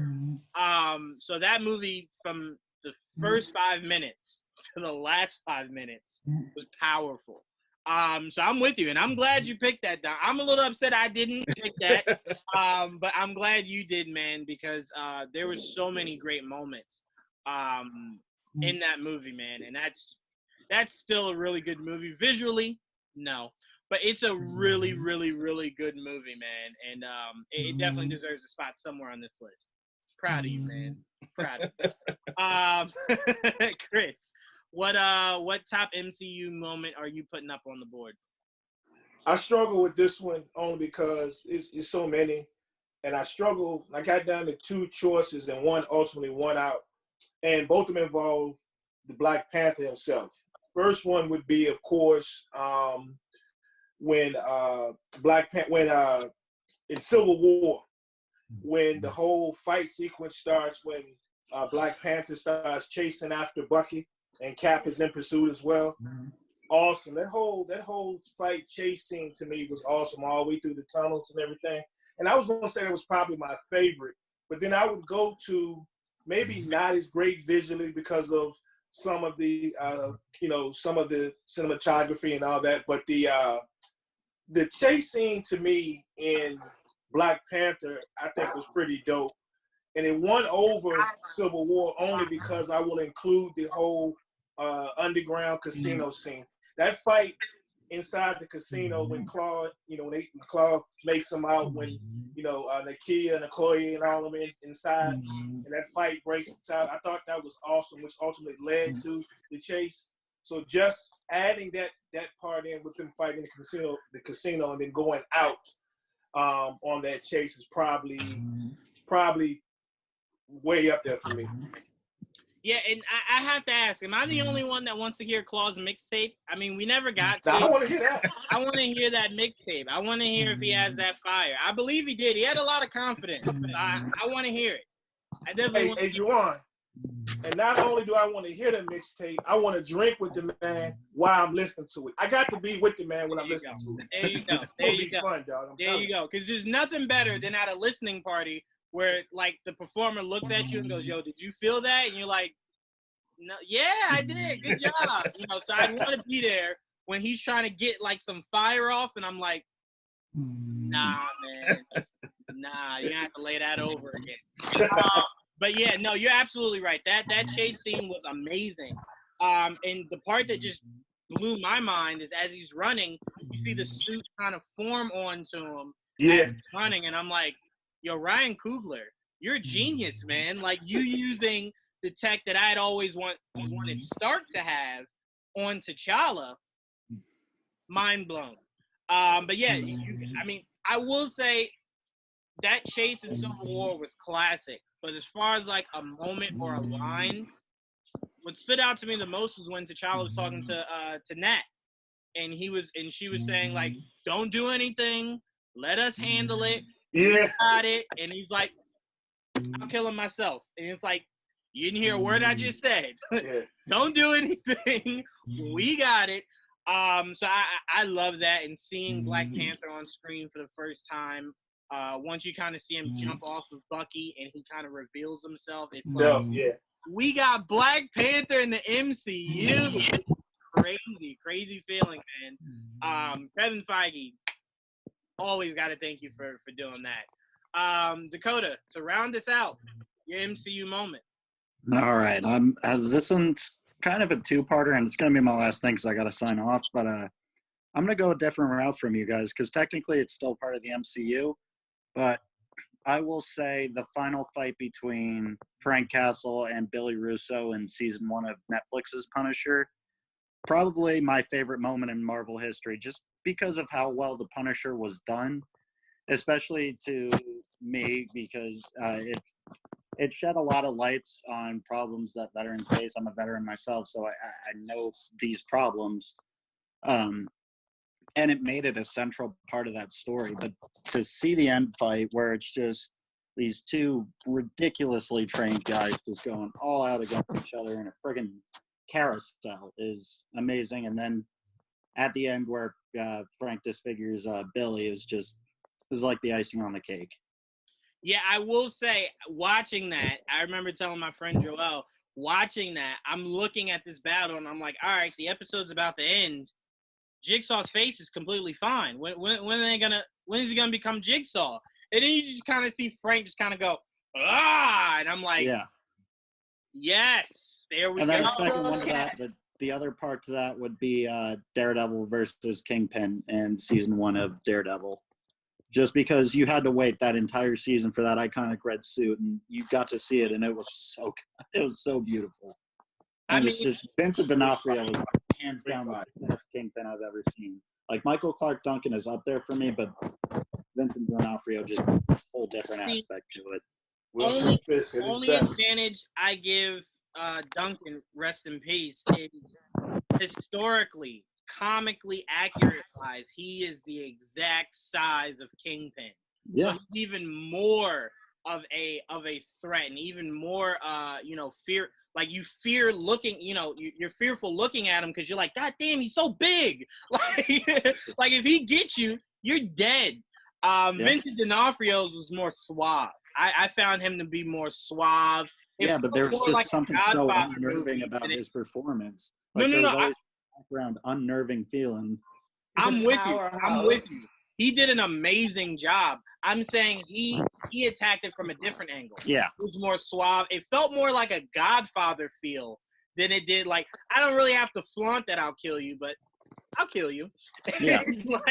And I love that. And, the one scene where you see him bashing the guy's head in the car door, he could turn that rage like that. The rage was just so good.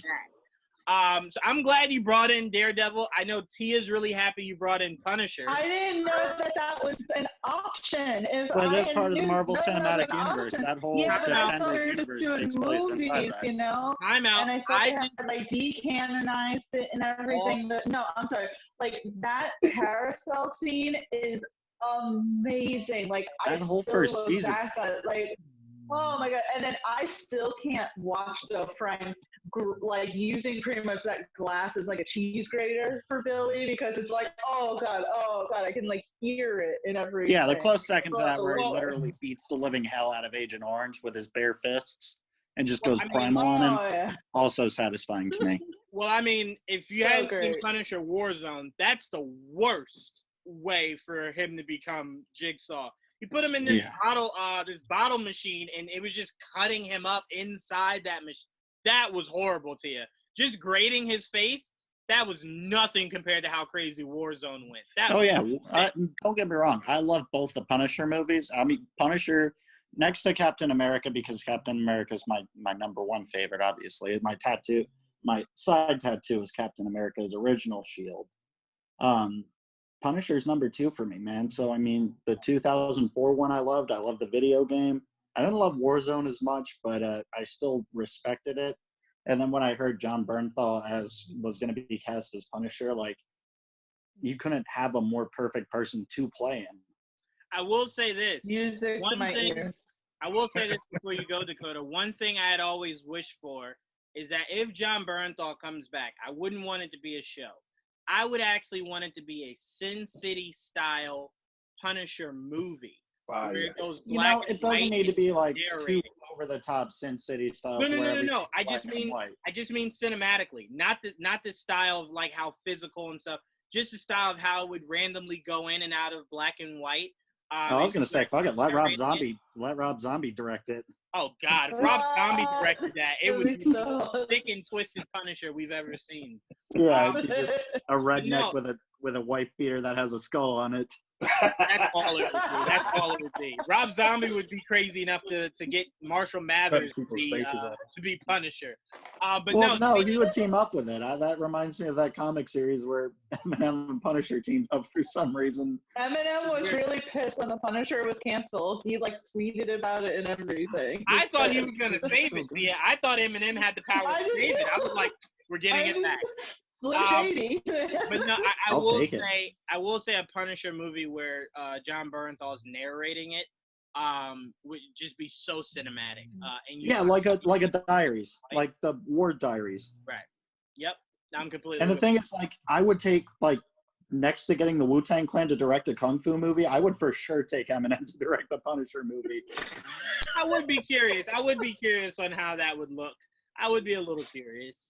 But all right. Yeah, I gotta sign off, so that's gonna be all right, it for me, I will guys. actually see you tomorrow, Dakota, for Star Wars. All right, sounds good. Bro. See you guys. Thanks for joining. All right, so guys, we can round this out. I want to do a few more. I'll save the rest for the next time we do these. I want to do 3 more. 3 more, and we can go pretty quickly on them.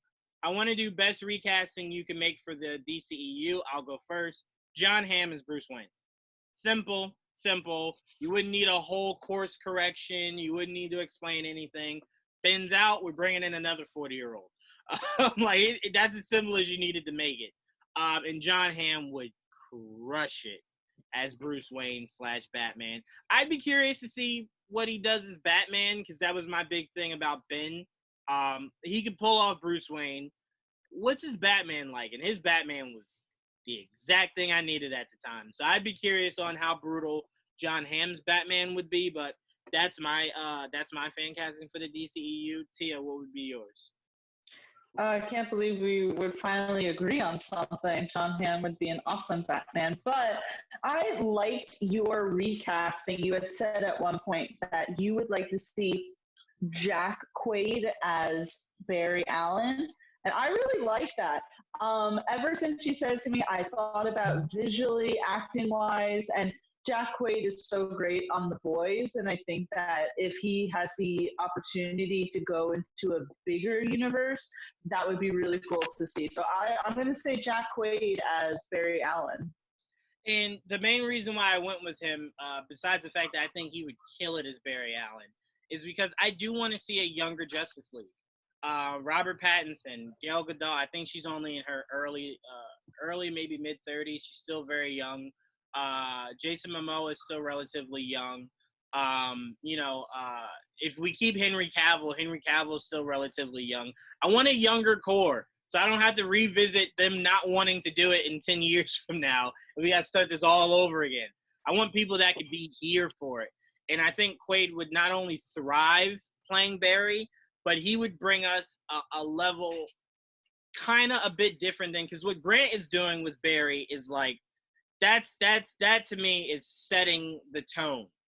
Because if you've seen any of his emotions through playing Barry Allen, perfect. But I think Jack could give us something that we're really looking for. And it would get people out of the mindset of thinking Ezra's Flash is Wally instead of Barry. Get that out of here. Bring in Quaid, have him be the prototype of Barry Allen. Everyone would be happy. I'm glad you said that, Tia, because so many people wrote into me on Instagram and stuff like, I love this fan casting. And it popped up in my head. It's a really great fan casting. I am a big fan of Grant Gustin's Flash, even if I've fallen off the Flash throughout the years. I still think that he's pretty solid as Barry Allen. And I always wanted him to be in the movie universe, but that's clearly not the direction they want to go in. That's fine. And I think Jack Quaid would bring enough of popularity from being on The Boys to really reinvigorate the hype for the Flash. Yeah, I'm just thinking back to and Chris can speak to this definitively. When you see Grant's level of emotion when he goes back in time and has to let his mom die, and then you see when Zoom kills his dad. Like, very rarely does someone's crying make me cry. And I get so mad when Grant does it because I'm like, God, I'm going to cry. He's going to make me cry. And just what he brings to that is just like, you never would have expected. Like, if I told you the guy from Glee was going to be your Flash and make you cry, you would go, no. Yes, that's what happened. That's exactly what happened. The guy that would sing you to death is now bringing tears to your eyes. But yeah, Tia, no, sorry. Great pick. I love it. I love it. I love it. I'm glad you brought it up. Dom, who you recasting in the DCEU, man? Well, it's funny you bring up the Flash. I haven't watched, the show, so I don't really know much about the guy who plays the Flash there, but I have seen Justice League, and I think that it should have been Miles Teller. I'm so sorry. I think it's for Miles Teller. Miles Teller kind of can give you that kind of cocky, slightly an asshole, I'm part of the team but don't really want to be part of the team kind of feel. Like, he did a great job of that with all the Divergent movies, where you're kind of like, oh, finally he's on our team. Oh, you don't give a shit? Oh, he's back. Oh, you don't care again? Like, I feel like Barry's attitude that I've seen, like, in different animation and in that when he's kind of cocky. I mean, I guess if you think you're the fastest person that walks the earth, I mean, you're gonna be a little cocky too, I guess. But yeah, I think Miles Teller could pull that off. Ooh, that's tough. Miles to me has always been a rough and rugged kind of actor. I think he'd be a great Hal Jordan. I could see him in that bomber jacket. If you're going that young for Hal Jordan. Barry, I don't know. There's been a lot of guys I've seen a lot of people throw out. The guy that plays MacGyver now on CBS, Lucas Till. I've grown to wrap my head around it. Nicholas Hoult, I think, would also be an interesting Barry Allen. Anyone that wears glasses could be a good Barry Allen. I'm 100% honest. You wear glasses once, I'm like, you'd be a good Barry Allen. You could be Barry. But no, I mean, it's an interesting take. And I would have to definitely see it more, because when I think of him, I'm like, he's a little bit too rough and rugged. I don't know how because to me the biggest thing about Barry, Dom, is that he's charming. He's charming and he's lovable. He is the brightest light of everyone in the Justice League. So when you're looking for hope, you look to Barry. And I kind of don't like to look towards Miles and think of hope. I'm kind of like, no, I'm not getting that. I'm not getting that from you. But no, I mean, like I said, I would have to see it because I've been completely wrong on fan castings before. So I would have to see it. But to me, I would go Hal Jordan for him if I had to go anywhere. It'd be Hal Jordan. But I'd be interested to see how it looks. I think he could do it. He might even be a really good reverse Flash, Dom. To someone's Flash, he could be a really good reverse Flash. Martin, I know you love these fan casts, man. No, I don't. One of the things that, like I said, I love Shazam. I love Zachary Levi. But every time I keep thinking of Zachary Levi going up against The Rock, I can't see it. No.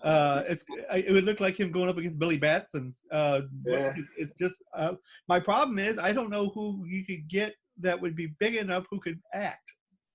Everyone keeps tossing out John Cena. He's big enough. I guess I haven't really seen John Cena enough to know if the man can act. But we need somebody bigger because, again, I love Zachary, but I just don't see him doing, short of massive steroid injections, there's no way in heck he's going to be big enough to make it look like he could be fighting The Rock as Black Adam. See, I think, but that's what's always been unfair about you casting The Rock as Black Adam is because God doesn't make many people that look like that. That's like a 1%er out there. So you look at The Rock and you kind of go, John Cena's not even as muscular as The Rock. He's closer than Zach is. But you'd have to go like Jason Momoa as your Shazam, and that would look weird. Even though it's a fight I would love to see. There's just not many people built the same way as The Rock. So it's so difficult to cast for that. So to me, if you could get the guy who played the Mountain, he's would have to. No, he usually would have to. I'm not sure about the acting part, but yeah. But what I will say, Martin, is what I grew to love about Levi was what he lacked in muscle, he made up for in acting. I fell in love with his Shazam. Would I recast him if they gave me a chance? In a heartbeat. Because there's just way better actors that could portray that. But what he did and what David Sandberg was doing with that movie, I think he did a really good job. And seeing them introduce the Shazam kids, the Shazam family, I'm like, I really like where they're going. I still think The Rock is going to mop the floor with this grown man. If Zach has kids, he should not let his kids see that movie. They will lose respect. They will never take out the garbage when he says so. Take out the garbage. Man, The Rock beat your butt. I ain't taking out the garbage. But no, I mean, I did fall in love with what he did with it, and I'm more willing to see where they go, where they're going forward, than I was when they first casted them. Well, true enough. And again, outside of The Rock, just as a standalone, I'm fine with Zachary Levi in that. Again, so all I see is if once they do the Black Adam movie and then they're going to do Shazam 2 and bring them together, I just can't see it. It looks like you're beating up on your little brother. I don't know. Well, to be fair, I had always said the best way, because Shazam versus Black Adam, no matter who you got as Black Adam, always needed a buffer. So if, with the recent news that we heard that Henry Cavill and Superman is still at play over at Warner Brothers, there's no reason why whenever you get Shazam versus Black Adam, you don't just introduce Superman into that battle and have it Shazam and Superman versus Black Adam, because it's a fair fight. Superman uses his magic, so he's working at 50%. And Henry Cavill is built. That man is built. He can go toe-to-toe with The Rock way more than Zach can. So I would much rather see Black Adam versus Superman than Black Adam versus Shazam, which is so horrible to say. But I personally would prefer that tenfold. Now that I'm thinking about it, Martin, that's who should have been Shazam. Henry Cavill. Henry Cavill should have been Shazam. That body makes more sense. But yeah, I mean, we're gonna have to see how it plays out. It's gonna have to be overtly comical, I guess, for it to work. Chris, did I go to you? Nope. Nah. All right, go ahead.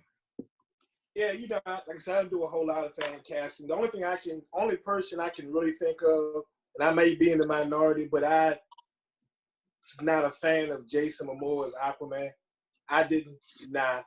I was never a fan of it.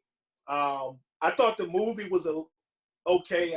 I may have liked the movie overall a little bit better than a lot of people, but I just wasn't a big fan of him as Aquaman.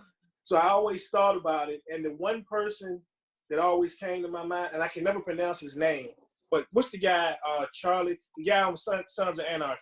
Charlie Hunnam. I always thought that he would make a very good Aquaman.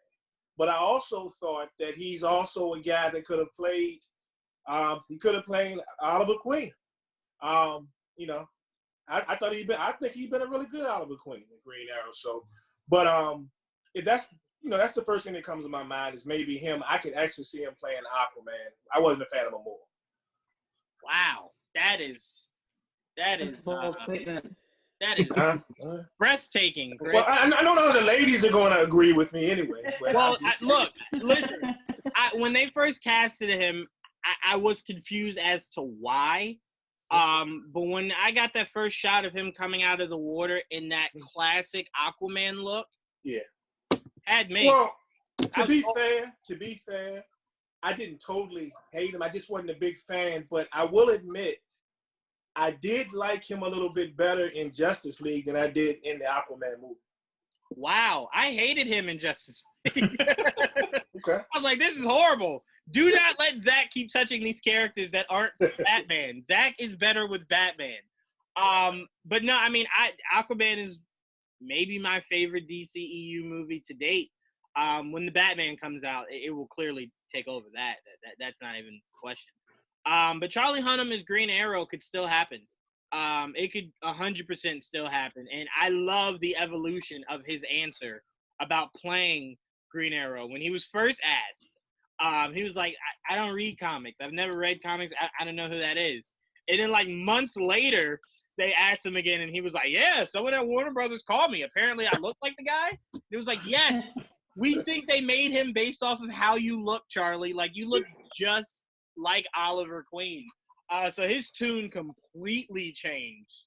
Not about a check. I think his agent was like, hey, they're making a lot of money. They make money. Like, just do it. And Charlie was like, next interview, yeah, I'll take it. Sure. Someone call me. And it was like, you weren't sounding like that before, Charlie. But no, I like it. I think Charlie Hunnam is more your prototypical Arthur Curry from the comics look. I like what you're doing with Momoa. And if I tell you what, Chris, I will lose my mind if James Wan takes Aquaman's hand and gives us a hook. I will go crazy. Yeah. I will lose my mind. I've been waiting to see that in live action. Hook hand Aquaman, it's a wrap. That'll be my favorite character in all of DC if I see that. But all right, last one. I want to stay in DC, show DC some love. We've been Marvel heavy. I want to know two things, and then we're going to end this. I want to know what your favorite DC movie, DCEU movie, which means, Tia, you cannot count the Dark Knight trilogy. So your favorite DCEU movie. I want to know two things. Your favorite DCEU movie and your worst DCEU movie. So I'll start. My favorite is BVS. Even though I just made a case for Aquaman, I'm sorry, had Batman in it. Always going to go with that. So I'm going BVS is my favorite. In my worst, Tia, don't kill me. I have to go Suicide Squad. As much as I want to go Justice League, the only advantage I give Justice League is we got Is Batman in it? Well, yes. But to be fair, Suicide Squad had Batman in it too. But no, the only advantage I give Justice League is seeing Aquaman, Superman, Flash, Batman, Wonder Woman. I specifically left Cyborg off. Should have never been there. Seeing them team up on the big screen was still really cool. I don't really like how the movie played out, but it was still really cool. It was a moment. Suicide Squad, you kind of go, I don't know. It was just too many inconsistencies with, like, the first half is drastically different than the second half of that movie. And that still is a little off-putting. I'm sorry, Tia. We made a whole video defending that movie, and I'm coming out here and I'm like, it's the worst. But no, I really do like Suicide Squad. But if I had to pick a movie that I didn't like, and I can't put Justice League there, I'm sorry. I can't. Seeing Superman and Batman and Wonder Woman, Flash, special to me. But Tia, I went BVS is my favorite. Suicide Squad is my least favorite. I don't want to say worst. It's my least favorite. So what would your two be? So my favorite would obviously be Suicide Squad. We did a whole video of defending it and me explaining exactly why I enjoyed it so much. And even compared to, say, you know, Aquaman or even Birds of Prey, which was a decent film, I like Suicide Squad the most. But the worst is going to be Justice League for me, because I will tell you why. Two reasons. Well, multiple freaking reasons that I couldn't even begin to talk about. CGI, tonal thing, the Flash, this, that, the CGI. But I remember seeing it in the theaters, right? And I just remember, and I saw it with my boyfriend. I remember sitting there going, God, I am so bored right now. And I was like, if I'm bored, Paulie must be really bored. And I looked to my side and he was sleeping, like full mouth open, like snoring, sleeping. And then I remember, like, months later, I went to go visit Brittany down in Arkansas. And I was like, you know, you never saw Justice League. I was like, you know, you should see the movies just to kind of know what everyone's talking about. So we rented it. We started playing it. At some point, she was like, hey, do you want to go make something in the kitchen? I was like, yeah. And we completely forgot that, like, the movie was even playing, because that's how, like, how we just were not invested in that freaking movie. So it has to be Justice League for me. It is, oh God. And who said, Chris said that he really liked Aquaman in Justice League. I hated Aquaman in Justice League for the simple fact that like that one scene where he's like sitting on the lasso of truth and he's like going on this like whole tangent or something. It was just so bad. I could keep going, but it was just so bad. Your words are hurtful, Tia. I didn't even go that hard on Suicide Squad, but okay, I see how it is. Dom, what is your favorite and your least favorite out of the DCEU? My favorite is probably Wonder Woman. I saw it late, and I was blown away. Honestly, I was originally, and I hate to say this, but I was originally one of those people like, I'm only watching the Marvel movies, and then I went with a friend to see BVS, and I was like, okay, I'll try to dive into them. I mean, I always watch the Batman movies, of course, but then that's when I kind of started getting on this path. Like, let me try to venture out some more, and then I finally watched Wonder Woman when it came on TV, and I was like, I've been missing out. Why did I not watch this movie?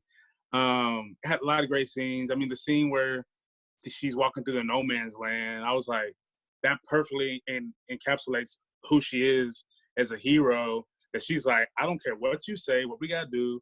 I'm saving these people. I'm going to do whatever I have to do what I have to do. And she went somewhere where there's just a barrage of bullets and Nazis, and yeah, it was great. The worst to me is Justice League. I've watched it multiple times, and then every time I can't. And then I got a new TV, and that CGI with oh my God, it's disgusting. That is why, like, no, I don't. Yeah, I know. What is it like? He had a beard You for him. could have Shave that just shit off, B. Shave it you off. could have just had Superman with a mustache. It was for Mission Impossible Fallout, and you could have just had him with a mustache. No, you cannot have Superman with a mustache, Tia. Come on.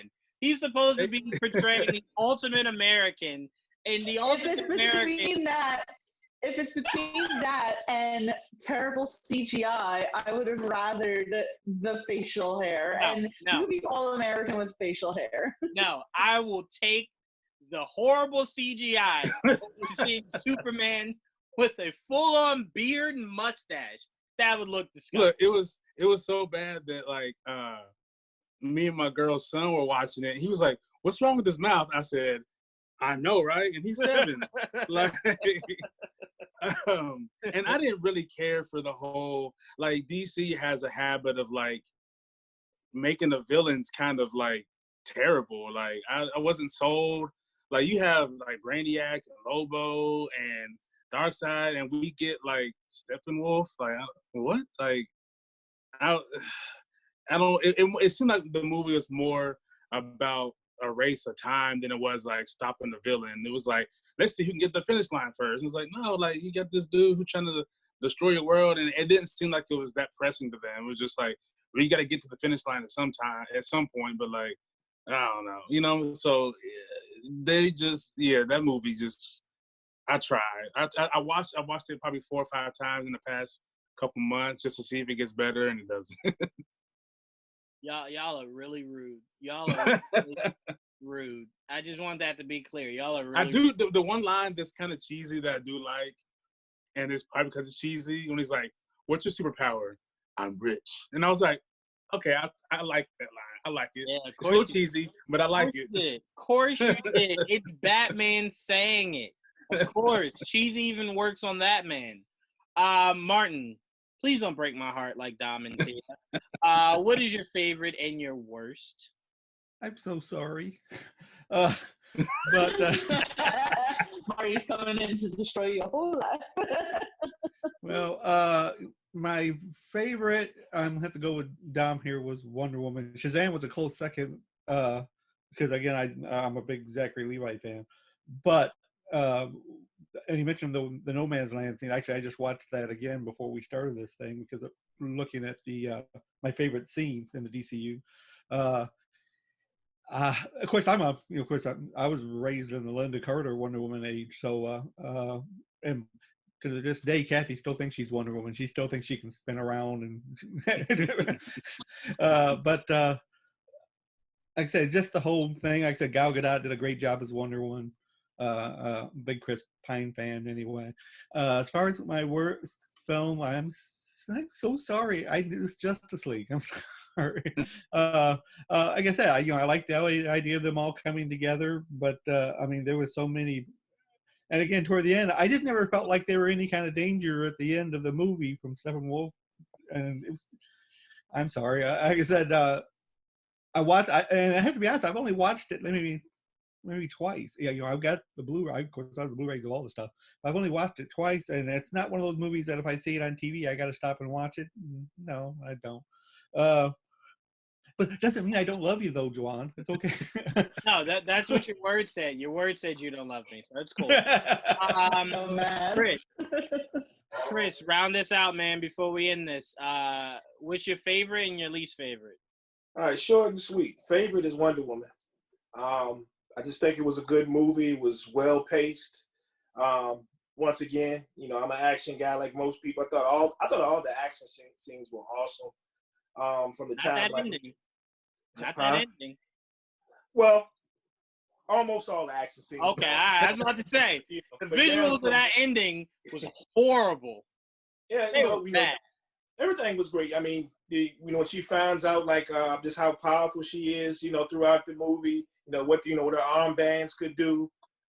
That scene when she's out on the battlefield out there, and Steve Trevor and all of them out there, and all the people are firing at him, and she's standing there, with the shield and everything's bouncing off of it. I mean, I just thought the whole thing was awesome, man. It was a lot of messages in there about family, power, faith.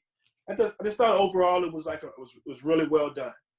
And then the worst for me, of course, is, well, not of course, because I don't know if anybody's seen it, but it was Suicide Squad. It was Suicide Squad for me. It's just, look, even for me, even movies that I think that are not great, whether they're DC or Marvel, I can find myself, wanting at some point to go back and rewatch it again at some point, even if I thought it wasn't that great. I can't do it with Suicide Squad. It disappointed me so much at the movie. I gave it a try. Put it this way, I bought the DVD the second it came on DVD. I've never unwrapped it. And keep in mind, it's been the day that they hit DVD, it came out, I never unwrapped it. I tried to, one day it was on regular, like on cable, like TBS, and I tried to rewatch it. I caught it about 15 minutes in. That lasted about 15 minutes. I just couldn't do it. If I can't find my way to watching it a second time, no matter how I felt about it when the first time I saw it, just didn't do it for me, man. So Suicide Squad is definitely the worst movie for me. I have to ask this, Chris, before we end this. Why wasn't Justice League your worst movie? Well, I mean, to me, maybe it was, I kind of like the fight scene, towards the end. I thought the fight scene was pretty cool. I mean, if that's what saves it, I guess, it wasn't an overly great movie. And it just seems to me they got kind of lazy with it. I understand that just like they, Marvel did with the Avengers and everyone, you have to bring everybody together and you have to build characters and how do you find about it. I just thought that was kind of sloppy. But I think the fight scene I thought was pretty cool. I mean, towards the end. And maybe that saved the movie for me. I'll take it.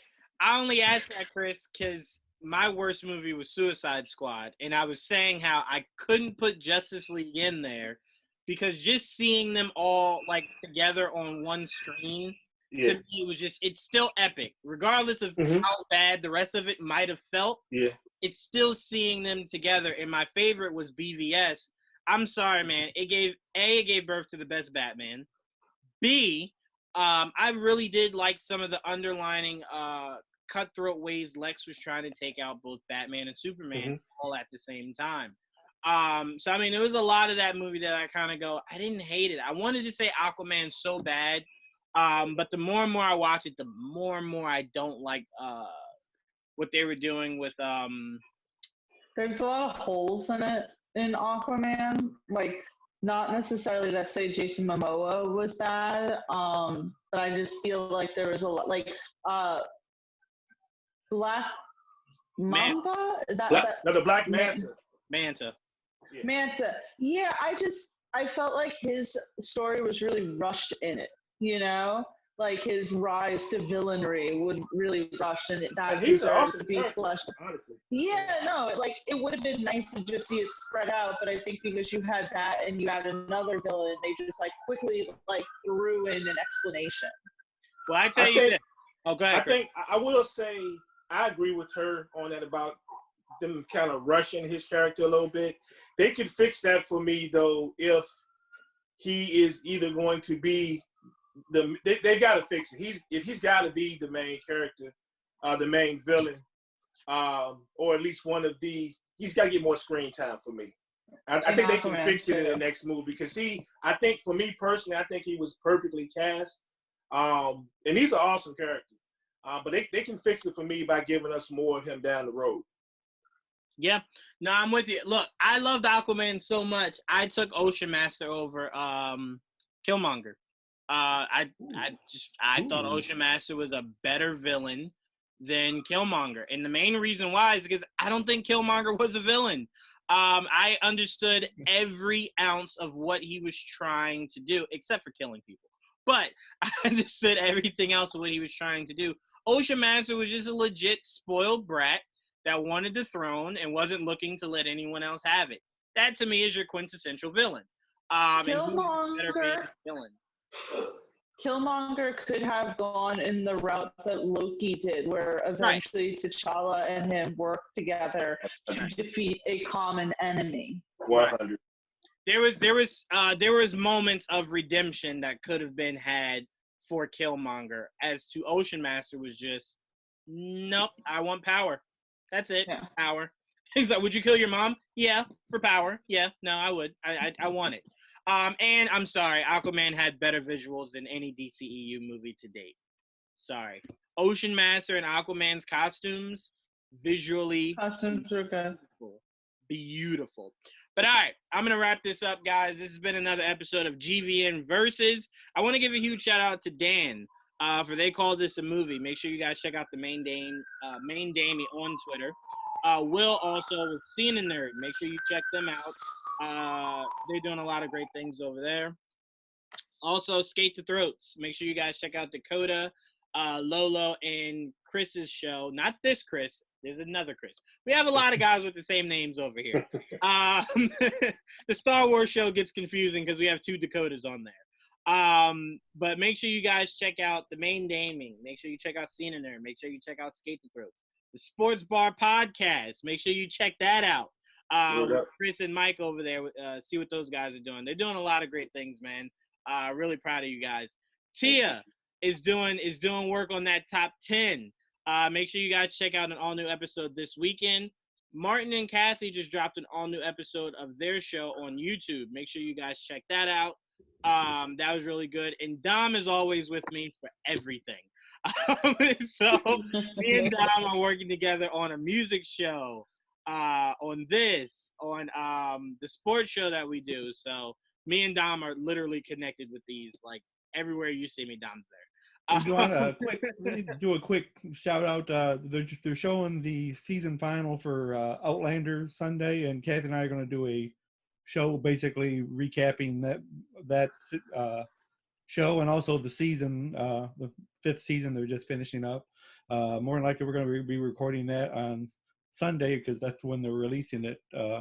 So we should have that for you probably on Monday. All right, make sure you guys stay tuned for that. Monday also, Tia, you know about this. I won't say the name, but we could have a huge interview come Monday, like a game-changing interview.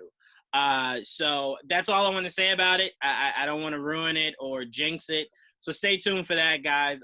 Like I said all the time, we're trying our best to keep you guys entertained. Slowly but surely, we are pumping out a lot of content. Game reviews, trailer reviews, everything.